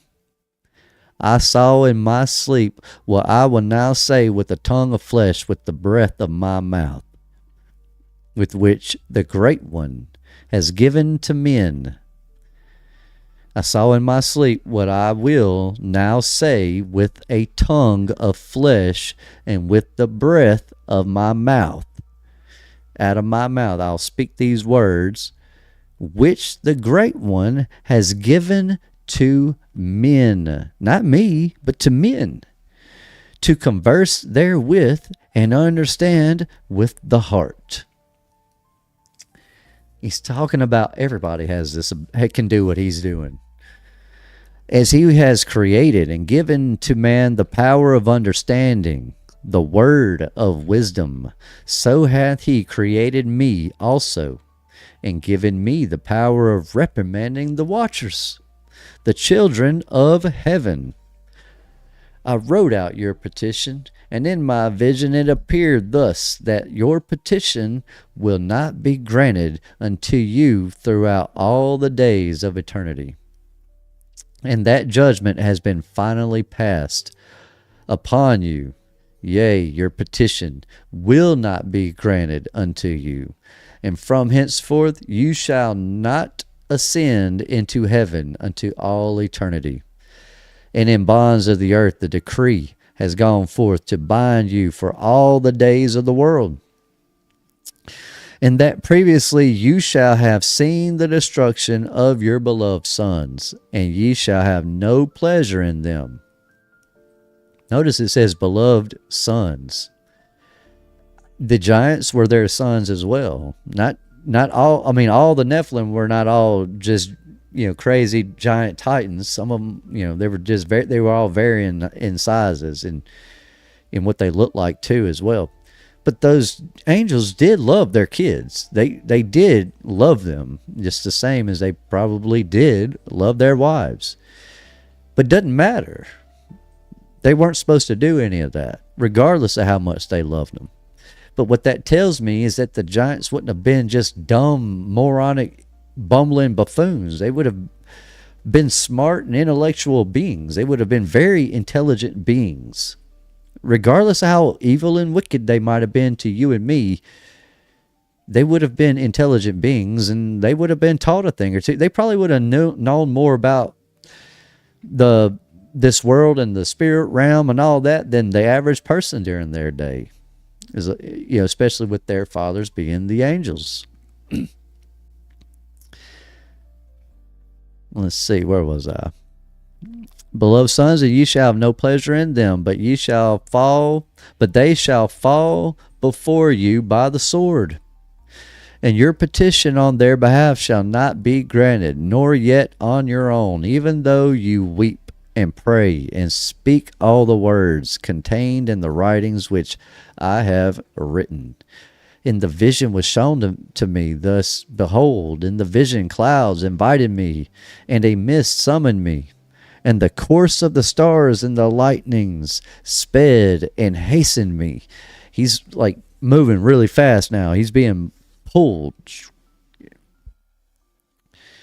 And the vision was shown to me, thus, behold, in the vision clouds invited me, and a mist summoned me, and the course of the stars and the lightnings sped and hastened me, and the winds in the vision caused me to fly, and lifted me upward, and bore me into heaven. And I went in till I drew nigh to a wall, which is built of crystals and surrounded by tongues of fire, and it began to affright me. And I went into the tongues of fire, and drew nigh to a large house, which was built of crystals. And the walls of that house were like tessellated floor, made of crystals, and its groundwork was of crystal. Its ceiling was like the path of the stars and the lightnings, and between them were fiery cherubim. And their heaven was clear as water, a flaming fire surrounding the walls, and its 13 portals blazed with fire. And I entered unto that house, and it was hot as fire and as cold as ice. There were no delights of life therein. Fear covered me, and trembling got a hold upon me. And as I quaked and trembled, I fell upon my face, and I beheld a vision. And lo, there was a second house greater than the former, and the entire portal stood open before me, and it was built of flames of fire, and in every respect it is so excelled in splendor and magnificence and extent that I cannot describe to you its splendor and its extent. And its floor was of fire. And I looked and saw therein a lofty throne. Its appearance was as crystal, and the wheels thereof as the shining sun. And there was the vision of the cherubim. And from underneath the throne came streams of flaming fire, so that I could not look thereon. And the great glory sat thereon, and his raiment shone more brightly than the sun, and was whiter than any snow. None of the angels could enter and could behold his face by reason of the magnificence of and glory, and no flesh could behold him. The flaming fire was round about him, and a great fire stood before him, and none around could draw near to him. That's what nigh means, near to. 10,000 times 10,000 stood before him, yet he needed no counselor. And the most holy ones who were nigh to him did not leave by night, nor depart from him. And until then I had been prostrate on my face, trembling. And the Lord called me with his own mouth, and said unto me, Come hither, Enoch, and hear my word. And one of the holy ones came to me and waked me, and he made me rise up, and approached the door, and I bowed my face downward. Now, this is the same guy who just got through reprimanding the angels that had fallen. Now he's in their realm. Scared out of his mind right now. And he answered me and said unto me, I heard his voice, Fear not, Enoch, thou righteous man and scribe of righteousness. Approach hither and hear my voice, and go, say to the watchers of heaven, who have sent you or thee to intercede for them. You should intercede for men, not the other way around. Not men for you. Oh man, thank you, Mad Pax. Thank you. Awesome to have you back. Brother Rev chat says thank you. Absolutely, man. Man, I'm so glad to be back. I really am. It's such a blessing to be here with you guys. I've missed you guys. I really have. But I'm back now, and honestly, things might be looking up for me in my life here pretty soon. So I'm looking forward to that. I'm looking forward to what's to come next. But all right, let's see. Where was I? Before I lose track of myself again. It says, you should intercede for men and not men for you. Wherefore have you left the high, holy, in eternal heaven, and lain with women, and defiled yourselves with the daughters of men, and taken to yourselves wives, and done like the children of earth, and begotten giants as your sons? And though you are holy, spiritual, living in eternal life, you have defiled yourselves with the blood of women, and have begotten children with the blood of flesh, and as the children of men have lusted after flesh and blood, as those also do who die and perish. Those who also do who die and perish. Therefore I have given them wives also, that they might impregnate them and beget children by them, that thus nothing might be wanting to them on earth. But you were formerly spiritual, living the eternal life, and immortal for all generations of the world. And therefore I have not appointed wives for you. For as for the spiritual ones of the heaven, in heaven is their dwelling. Not yours and mine, it's their dwelling. And now the giants who are produced from the spirits of flesh shall be called evil spirits upon the earth. There's your demons. The earth. Brian, where are you? This is Brian's area right here. He loves this part right here. But I agree. I mean, that's what that means. That's what that's telling me. That's the demons. The spirit. Their spirits. Miss Trish Clark says, oh, yes, it is. And we do thank you, Rev. I appreciate that. I really do. Excited for you. Thank you. Thank you. I enjoy the lack of hubris that is Rev. I appreciate you guys. Let's see. I get distracted easily sometimes. Therefore, all right. Where was I? All right. And I have not appointed wives. Now the giants and the earth shall be their dwelling. Produced for the spirits flesh shall be called evil spirits upon the earth, and on the earth shall be their dwelling. Evil spirits have produced from their bodies, because they are born from men, and from the holy watchers is their beginning and primal origin. They shall be evil spirits on the earth, and evil spirits shall they be called. As for the spirits of heaven, in heaven shall be their dwelling. But as for the spirits of earth, which were born upon the earth, on the earth shall be their dwelling. And the spirits of giants afflict, oppress, destroy and attack, and do battle, and work destruction on the earth, and cause trouble. They take no food, but nevertheless hunger and thirst, and cause offenses, and these spirits shall rise up against the children of men and against the women, because they have proceeded from them. From the days of the slaughter and the destruction and the death of giants, from the souls of whose flesh the spirits having gone forth, shall destroy without incurring judgment. Thus shall they destroy until the day of the consummation, the great judgment in which the age shall be consummated. That age he's talking about is, my best understanding of that is when they're referring to age right there, it's referring to basically the end of basically the end of tribulation, the beginning of the millennial kingdom. So like at that moment, that would have been like the end of them getting rid of all the spirits, basically.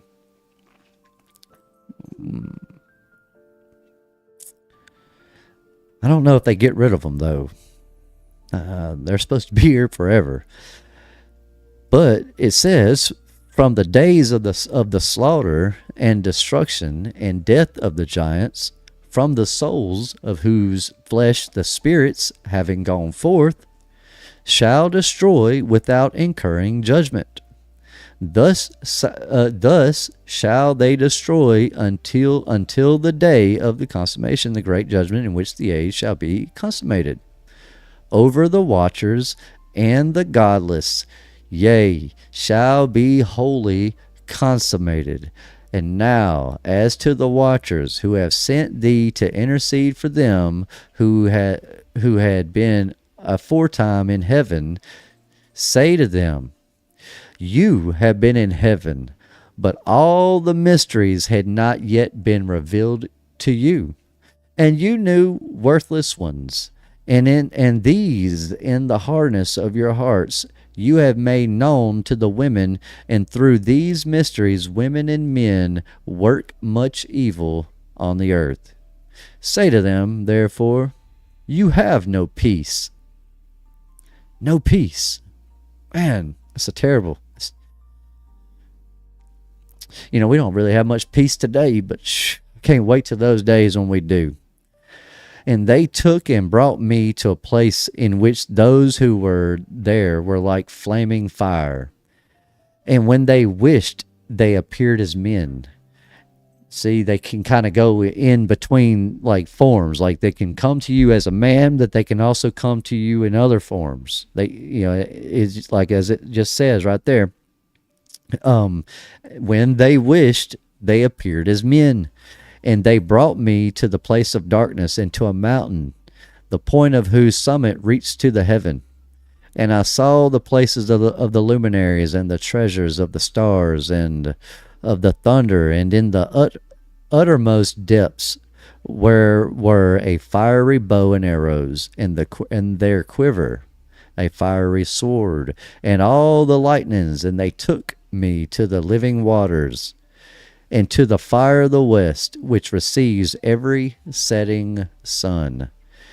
And I came unto a river of fire, in which the fire flows like water, and discharges itself into the great sea towards the west. I saw the great rivers, and came to the great river, into the great darkness, and went to the place where no flesh walks. I saw the mountains of the darkness of winter, and the place whence all the waters of the deep flow. I saw the mouths of all the rivers of the earth, and the mouth of the deep. I saw treasures of all the winds. I saw how he had furnished with them the whole creation and the firm foundations of the earth. Now I'm going to stop right there. So what we're going over in this part of it, let's see. This is, all right, let me get back where I was. So what we're going over and what we're reading is like the separation between heaven and earth. Like he's given you a visual as he goes there.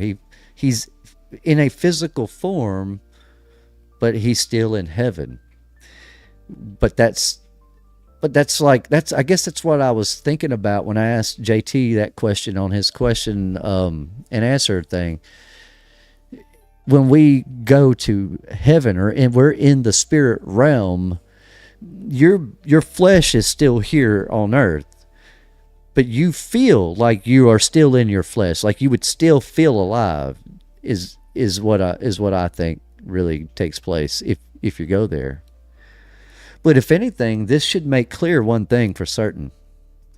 It should make clear that heaven wasn't made for you.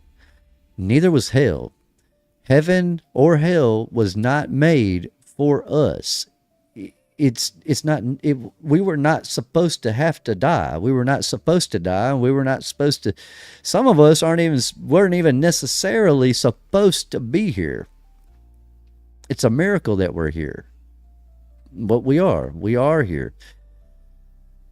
But when it comes to all this, is what we are understanding is that everything that God created, whether in heaven or earth, everything has a role and has a duty. These angels had a role and a duty, and they rejected it in favor of their own desires. And so they'll be punished forever and forever and forever. Their judgment is already taking place. These angels. That doesn't mean that angels don't ever do it again, that there's not a reincursion, which I believe there might have been. I believe there could have been another group of angels that came down, but I don't think necessarily they are. But keep this in mind, or at least try to look at it like this. So the giants are dead, but their spirits are creating real issues on earth, interacting with people and things and the environment. The spirits of the giants are interacting with the earth and the people in it. Well, these angels that were locked up and bound for all eternity under the mountains and under the rivers and under the earth, they're not dead. They're spiritual beings that are now in the flesh but can't go back to their spiritual form. It doesn't mean they're without power. It doesn't mean that they don't have some type of, outer body way of communicating or reacting or responding to the world around them. All I'm saying is, like, it's possible that we could also, not us, but necessarily, but the people would have been influenced even by those angels while they're locked up. And people would also look for them as well. They would have tried to find them, even if it meant digging thousands of feet down. They would have done whatever they could to try to find these angels. It's why you had to destroy the world. It's why you had to flood it and kill everybody, because you couldn't leave them around, because they would end up doing the same thing. And when you read through all of the books and every part of the Bible and all through Scripture, for me, I believe if Noah didn't have any children prior to the flood, God would have still saved Noah. I don't think necessarily those children. That's what really messed it up for us, is his sons. Just being honest. It would have been better for us had Noah's sons been born after the flood, because then they wouldn't have known about the old world, because they didn't experience it other than what they were told. And they would have had less reasons to look for it, to seek it out. But them coming before it, it explains why their sons and daughters would end up doing the same things all over again. How could they do something they don't know anything about? Well, it's because they were taught about it. They were told about it. Just as the angels were teaching people, they were supposed to guide us and help us, sure, but not give us everything all at once when we're babies. Children, this is probably the best example, but it's going to sound really bad. So, have you ever? I don't want to say it, but I got to. You ever notice? Have you ever seen or heard of or met someone or known a young person? Let's say a young person, and they get assaulted in some way or raped in some way, and they're the same age as the other little persons. Well, their attitudes would be different. Their mindsets would be different.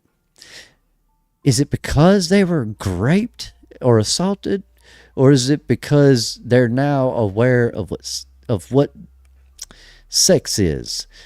Not to take away from the grape stuff, all that on that end, but it's what I'm trying to point out without destroying what I'm trying to say and making it sound terrible, is that if you take a 12-year-old child that has never seen intimacy, that has never seen nakedness, that has never seen or heard of sex or talked about it, they're a sheltered child, a 12-year-old, and you take another 12-year-old that in some way, whether it was by choice or force or whatever, they've experienced it. You can mold this one. You can't mold this one. You can change the mindset of the one that hasn't, but you can't the one that has. And that's because in their mind they're an adult.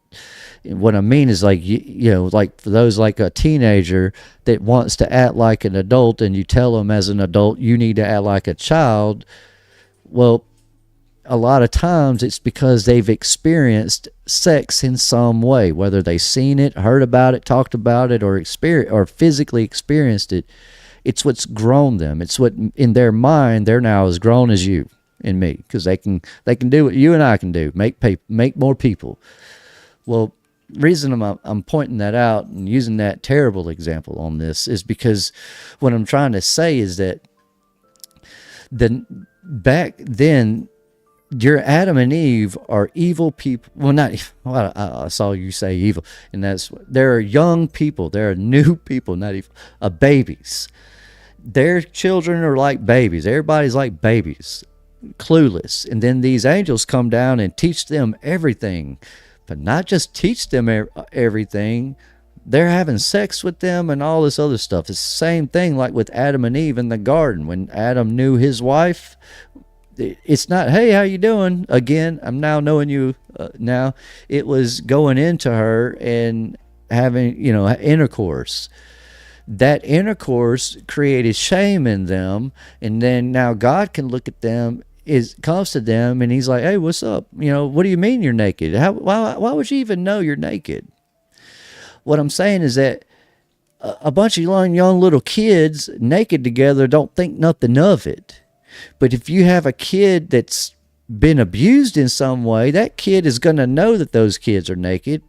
He's not going to want to be. If it's a young lady, she's going to be holding herself. If it's a young boy, he's going to be covering himself. He don't want these other little boys to see him naked. But the other little boys that have never heard about sex, never experienced any of that, they don't care. I mean, they're not thinking like that. They're not thinking about sex. So when Adam and Eve had intercourse, they knew each other. They ate from the apple, right? They were ashamed of their nakedness. The same way a child, once they have intercourse or are aware of their sexuality, become ashamed of their nakedness. And if you don't understand what I mean by being ashamed, how would you feel if you were walking through the mall and somehow somebody come by and ripped all your clothes off? You'd be embarrassed. Well, embarrassment is shame. That's what that is. You feel shame. And so that shame comes from, how did they know? Why doesn't a 5-year-old think anything of it? They're running around, well, maybe not a 5-year-old, but like a little toddler, little baby, how they'll run around bare ass naked, they're not thinking, oh, I'm naked. Look, this is nasty. This is a shameful. This is a private thing. It's just I'm naked. I'm free. That child changes once they have intercourse. They become grown in their mind. Whether they're grown before they're ready. They're grown before their time. Adam and Eve, they were grown before their time. I truly believe, and I know it may not read this way, but it just makes more sense to me that the apple was not a literal apple. But I understand it could still be a literal apple. It doesn't change anything, but it just means that it wasn't necessarily sex, but for them, I believe it was. I believe it was sex, but it might, it could have been an apple. But regardless, that's what that is. They're now aware of their nakedness. Even if they didn't have intercourse, they could have been told about it. Like, ooh, what's that? Ooh, why do you have that? And I don't. That whole narrative right there would make them aware of their nakedness. Then, of course, you've got the serpent in there talking to them. And what's weird about all this stuff to me is that, we go back to Genesis and you read the narrative, the quotes where he said this and she said this and the serpent said this. We read that stuff and in our brains it's played out as if that's all that was said. Like there were no other conversations. Like they literally just had that brief little encounter and that brief little conversation, but it's not like that. They were there a while with that serpent. And that serpent, I believe, was likely Gadriel, which we'll get to him later on. But I believe it was Gadriel, though it could have actually been an actual dragon that is now like a snake, which that makes sense to me as well. But it's the same thing with all the people that come after Adam. They get shown too much too quickly, and then it corrupts them.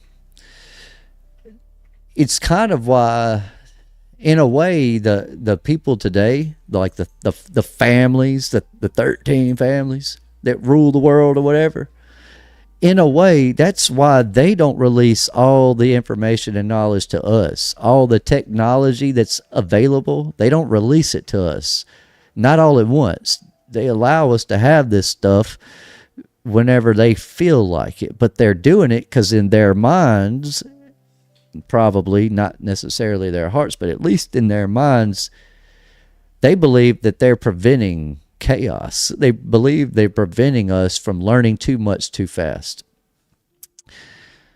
The issue with that is that we've been here, well, not us technically, but people have been around for thousands of years. The knowledge is embedded into us now. I mean, we don't need other people to decide what is best for us to know and not know. I don't need Mad Pax to tell me what books I need to read and don't read these.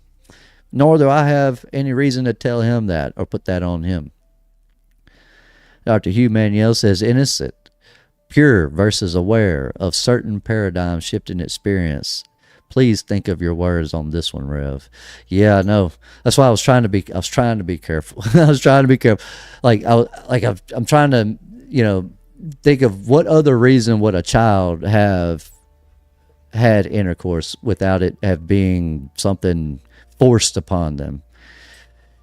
It's not likely that it, but anyways, I know that was a harsh example, but it's an example rooted in reality. It's a thing that really happens, and we could see that through our own experiences in life. As children, we grow up and suddenly the things we cared about before we learned about the opposite gender are no longer as important to us. I've often wondered why some people have lustful desires that are heavier than others. Like some people just don't seem to be like that. Some men can go out there and work and go about life, and they're not out there trying to chase women all around. But then some men want to go out there and bag as many women as they possibly can. I've often wondered why that is, and my best answer to that is probably because of the way they're raised, and what things and what issues and stuff was put in front of them. Children is what we all are, but we're supposed to be with Jesus now having come and done his deed in fulfilling the prophecies and the promises of God to us. We're not supposed to be like children anymore. We're supposed to be like grown angels. People who are not worried about earthly desires or fleshly desires.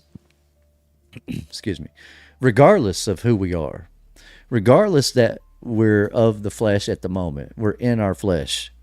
We're still not to be desiring all this stuff, though a little desire, I don't know how to really word this right. What I'm saying is, like, there's nothing wrong with wanting to be with someone. There's nothing wrong with wanting to have a relationship with another person. For a man to want to be with a woman, or for a woman to want to be with a man, and to be married and to want children, there's nothing wrong with that. And desiring those things are not worldly things. God told us to do that. It's when we desire it for the wrong reasons. We desire the flesh for the satisfaction that it gives us. I desire you guys and your company because you guys fill a spot in my heart and in my life that no one else has been able to fill yet. That's why I adore you guys in this community and in the chat. That's why I love you guys. But not everybody has the same, experiences, is all that is.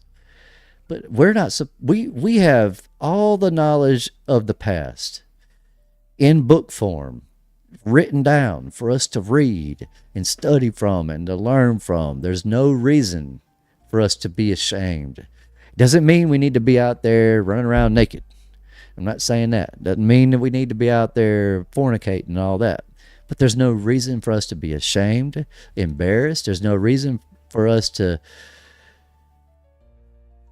desire these worldly things, when what we're supposed to be desiring is everlasting, eternal life with Jesus Christ, our Lord and Savior. Jesus is the King of Kings. He was a holy, righteous, and godly individual. The King of Kings. That very idea and thought is why these people today over there, those small hats, believe that they are somebody important and special. But I'm going to ask this question one more time before we end this. Who do you think you are? And what makes you better than anyone? Look, you guys really are the best community. I saw a bunch of people saying that too in JT's chat. A couple guys were responding to that, saying things like, awesome community, great fellowship. And that's true. Every time this group gets together, it's wonderful. Everybody gets along for the most part. Even though I noticed, Wendy I'm surprised she didn't get rid of that one fella who kept spamming a little bit here and there. And she didn't get rid of him. In fact, she was able to, instead of getting rid of him, got him to really change what he was doing, just by being the amazing person she is. And it was that guy that was spamming the whole thing about Israel and all that.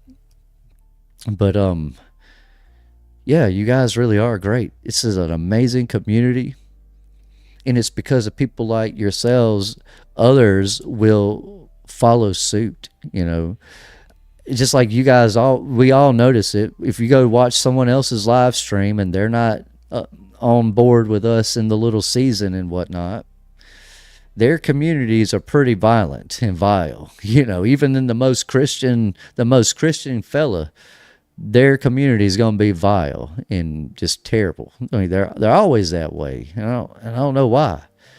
But you guys show up, and whenever I see you guys in the chats, no matter who I'm watching, those people are not as vile as they normally would be. Because most of you will check them and put them in their place, and so, but even outside of that, it's kind of hard being the only, for lack of better words, asshole in the crowd when everybody's not, and everybody's the opposite. You don't want that. And so that makes sense to me, that you guys are being what we're supposed to be, showing what we're supposed to be, being an example, and y'all are lighting the way, and you can see it every day. There are people every day waking up and following suit, and they wouldn't listen to JT if it weren't for the chat. They wouldn't listen to me if it weren't for the chat. If you guys were not in chat talking and saying the things you're saying and commenting the things you're commenting, there'd be no way JT reached the numbers he's reached. Same with Paul and Understanding Conspiracy, or Leaving Babylon, or Jason Jack. It's because of you guys in the chat, in the community, that listen to us and walk with us. Y'all are what's really bringing people to this whole thing. Y'all are the ones that are propelling this movement forward, not just me, not just Jason Jack, not just JT, not just Paul. It's not all the content creators that are just doing it. They wouldn't listen to us if you guys weren't willing to listen to us, plain and simple. I tell you that because to let you know that if anybody is special in this world, if anybody is better than anybody, it's you guys. Not those small hats in that little bitty sliver of land called Israel. That little sliver of land is not the entire land of Canaan. It makes no sense. It really doesn't make any sense at all. I mean, it's really aggravating to me when the more and more I think about it. I kind of just want to go over there and crash out on all them fellas. And, it doesn't make sense. But that's the truth of it. They're not who they say they are. And I don't care what anybody out there says or thinks or believes of me. I'm not anti-Semitic. How can I be anti my heritage? How can I be anti against where I come from? Doesn't make any sense. That is a stupid thing to say. Those people are not who they say they are. They are absolutely not. But they're not necessarily who we think they are in the Bible either. I say that because no one really can claim righteously and rightfully, yeah, I'm from this tribe. I'm from this bloodline. I'm from this group of people. We're all from we're all from Abraham. All of us. None of us would be here without him. But more important than that, none of us would be here without Jesus Christ. If Jesus Christ hadn't come to do the things that he needed to do to save us, we wouldn't be here having this conversation and having this opportunity to walk through the doors that we're getting to walk through. To that end, Jesus is the truth, the life, and the way. And all these old books that we're going over that have nothing to do with the Bible, as people will say, every one of them have done nothing but prove the validity of the Bible. And so that's why we're going through them. That's the goal, to know and understand our Lord and Savior. Not to be Elon Musk, not to be Donald Trump, not to do any of those things. It's to walk with Christ, to be Christ-like. It's to have peace on earth and goodwill towards men. It's to be in love with your neighbors, and for your neighbors to be in love with you, and for you to always show grace and humility and kindness towards your neighbors. That's what we're supposed to be like. That's the Christian way. Not killing these people over here because they have land I want. Not killing people over here because they don't like what I believe. Killing anybody. It has nothing to do with that. It's how we're supposed to be. Is not the way the whole world operates. No ruler, no president, no governor, no mayor, no monarchy, no king on earth besides Jesus Christ. Not one authority figure out there is doing good for you and me. None of them. Not a single one.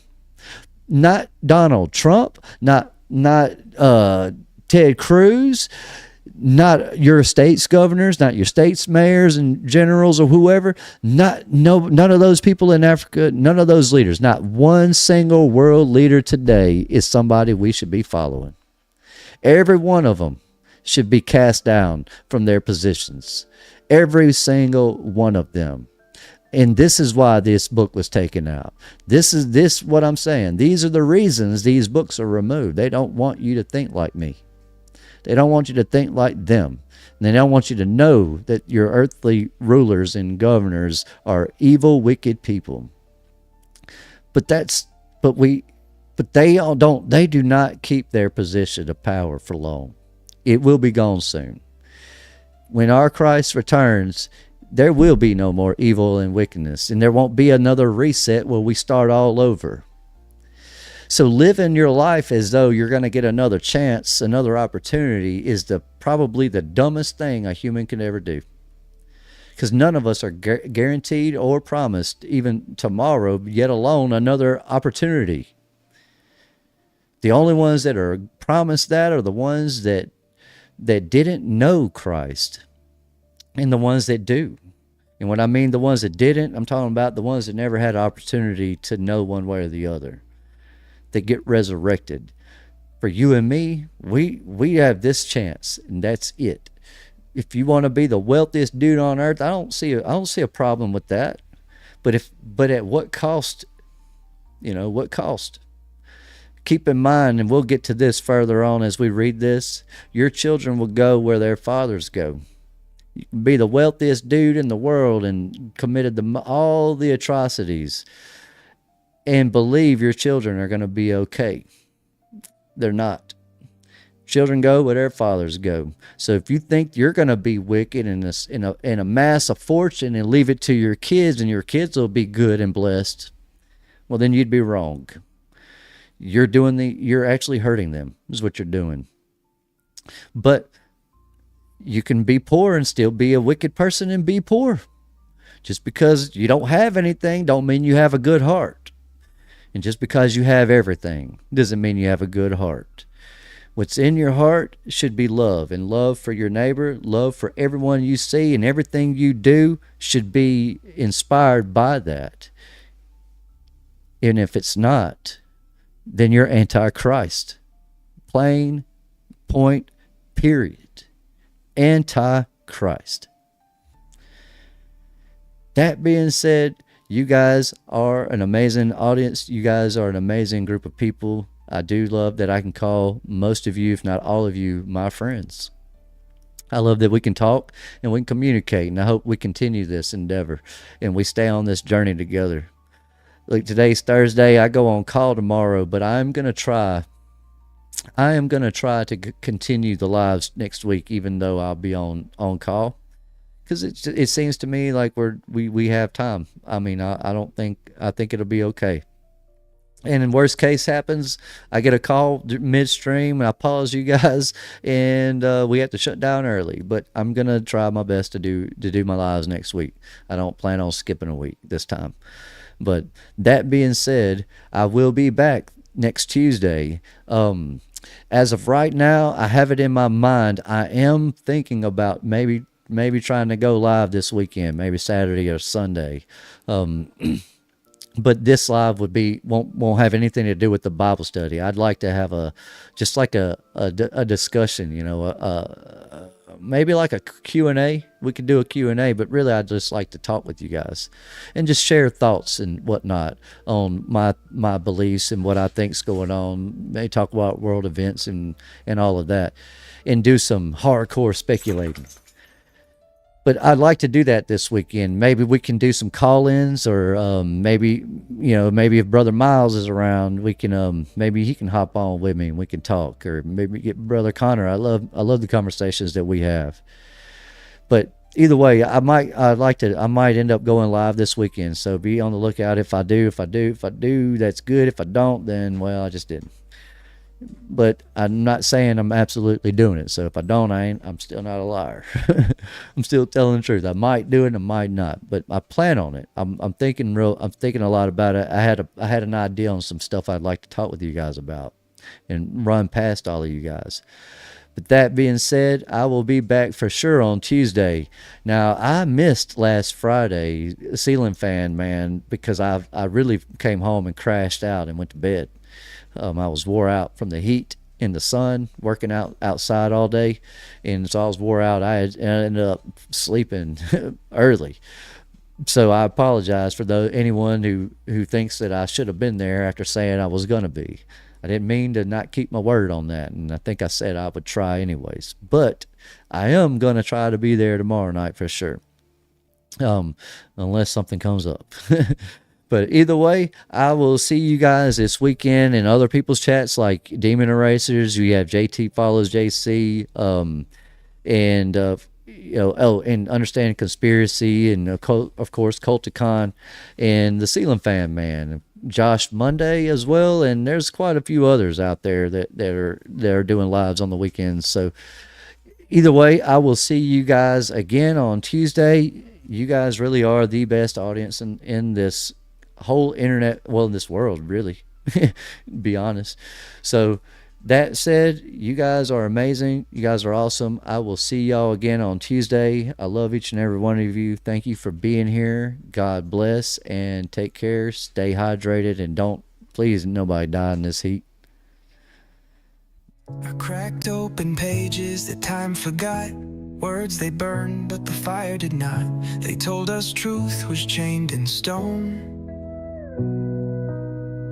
But Enoch walked straight into the throne. Eyes to the sky, but I'm deep in the dirt. Breaking the silence, lifting the curse.